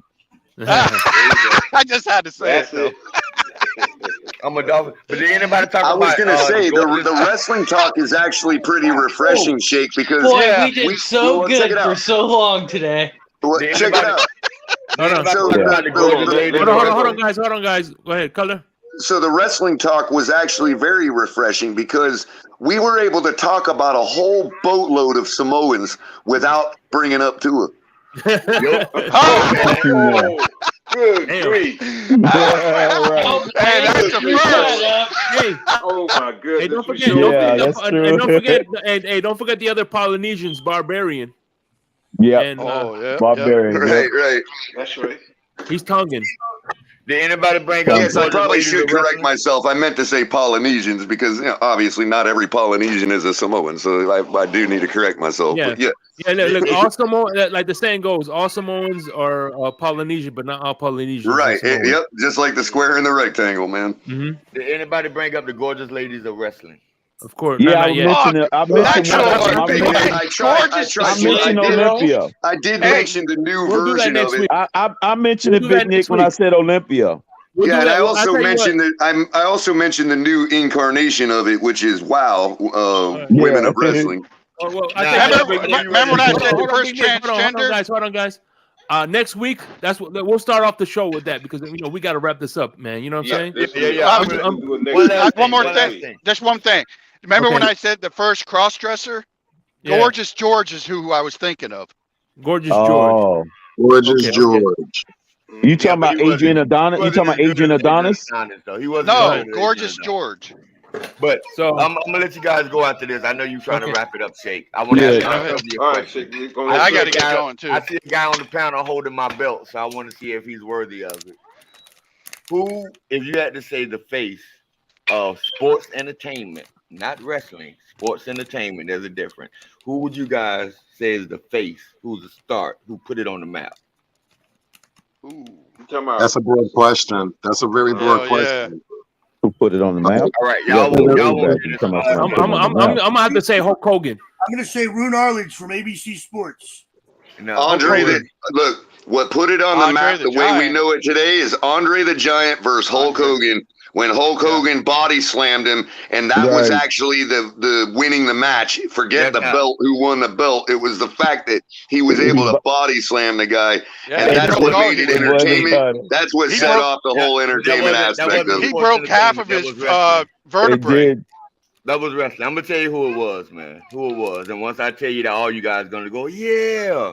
The face in the original start of the sports entertainment era was Captain Lou Albano and Cyndi Lauper. Yeah. Oh yeah, no doubt, bro. No doubt, man. Lou Albano, bro. Yeah, he was in her video. Girls want to have the man fun. with rubber bands all stuck in his face. Yeah. Right. That was the start. Yeah, he was in her video. Lou Albano was one of the cartoon characters on the wrestling cartoon show. On the wrestling cartoon. Yeah, he does. Saturday cartoon. He was Lou Albano he used to be a wrestler back with Gorilla Monsoon and all those guys. I said Lou Albano was the Wolfman Jack of wrestling. Yeah. He was competing. He was competing against Freddie Black. Well, I got to get going. Y'all have fun. I'll see you next week. Man, thanks. I appreciate you, Lance. All right, we appreciate it, man. Against Freddie Black and JJ Dillon and Gorilla Monsoon, all of them was wrestlers. That's when Captain Albano was wrestling too. So, but you guys don't want. Y'all get my belt, man. Y'all don't want no smoke with this topic right here, man. But anyway, so we'll be back next week. Hey, Big Nick, I'll remind you this time. This will be the last one we do for the off until the we might do something during the off season. We'll do this more during the off season, like that's good time to do it. But anyway, I just want to plug in a few things real quick. Tonight we're gonna be doing the top 10 quarterback list, and then of course I'm gonna open up the panel. The week after that, I'm gonna be doing. It's a 2-part episode. I'm gonna be doing the top 100 Dolphin players of all time. I'm gonna do the top 50, bottom 50, then I'm gonna do the top 50 the previous week. I'll send out a few links for that one. I know Scott Swady's better be on that list. Scott Swady's better be on that list.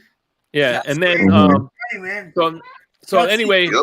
So next week, I'm going to be previewing another W Energy drink. Today, the apple was, like I said, tasted like a Jolly Rancher. When I tasted it, it had that apple, nice little apple, not too much of a tart, but just the right. It's like you could taste the green apple, but it wasn't too tart, and it had a nice little cream finish at the end. Very nice, and like I said, I had no crash, no jitters. If I shake, it's because that's how I got the nickname. Anyway, any final thoughts? Yeah, whenever you mention the name Scott Swady's, there's only one thing that should come to mind. What's that? We believe he can be just as good as Randy Moss. Well, I will give you this, Big Nick. Who said that, right? Who said that, right? That was a justification for not taking Randy Moss. Jimmy Johnson said that. I will say this though, Scott Swady's.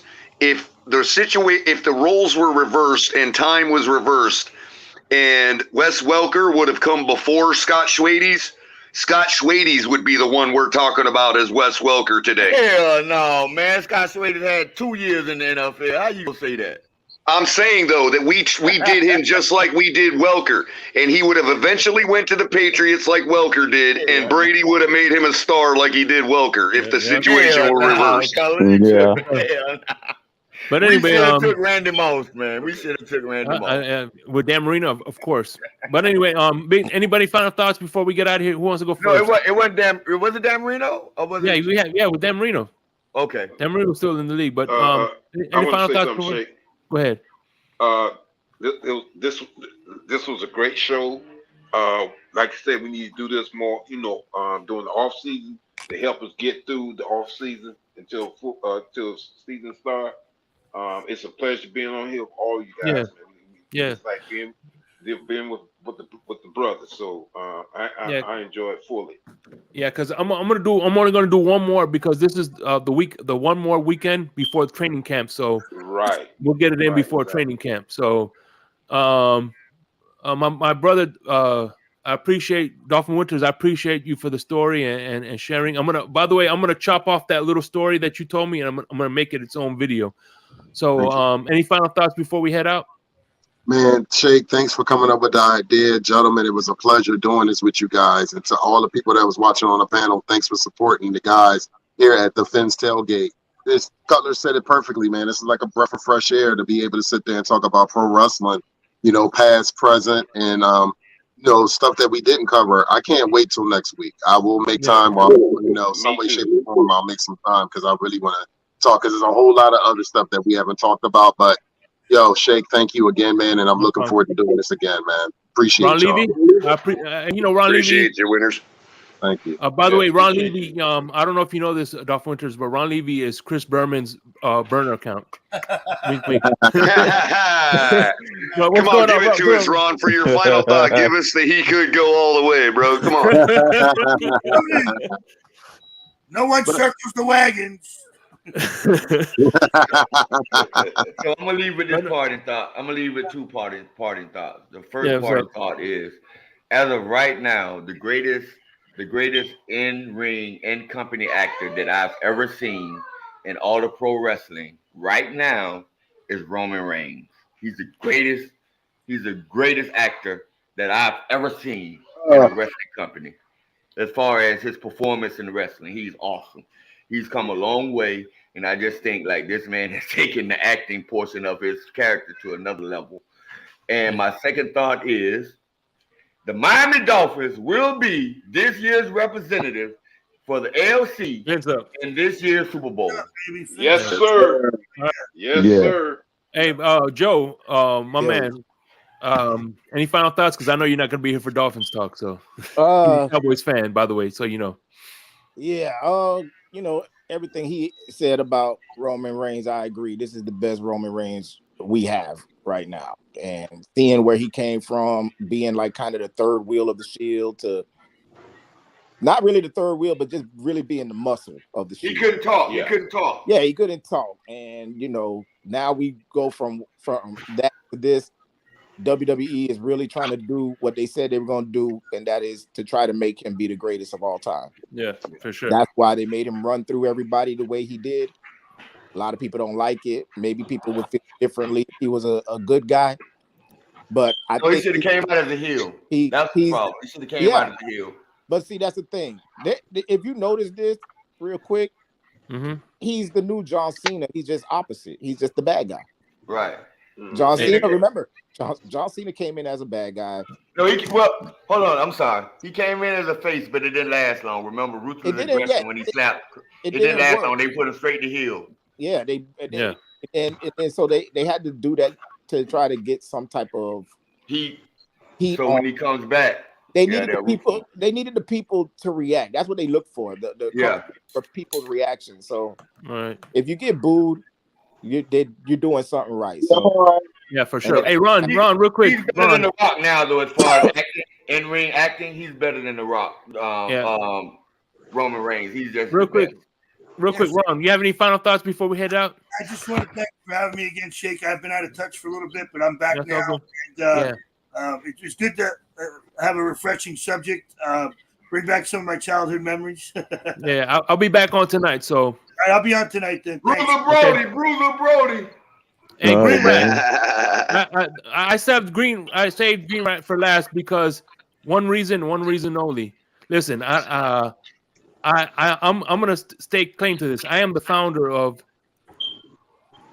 Noah's Ark. Nice. Man, you kind of ruined my whole spiel here. I was going to say, thanks for letting me on the show. Can't wait to see where Noah lands on your top 50. Oh, yeah. Noah's Ark, baby. Hey, remember. Taking out receivers one Adam Thielen at a time. Hey, Green Rat, remember his new name. It's Noah is him Benogany. I got it. Oh, yeah, I can't let you keep coming up with all the nicknames. I got a nickname for Dame when he comes to Miami, right? I got a nickname for Dame.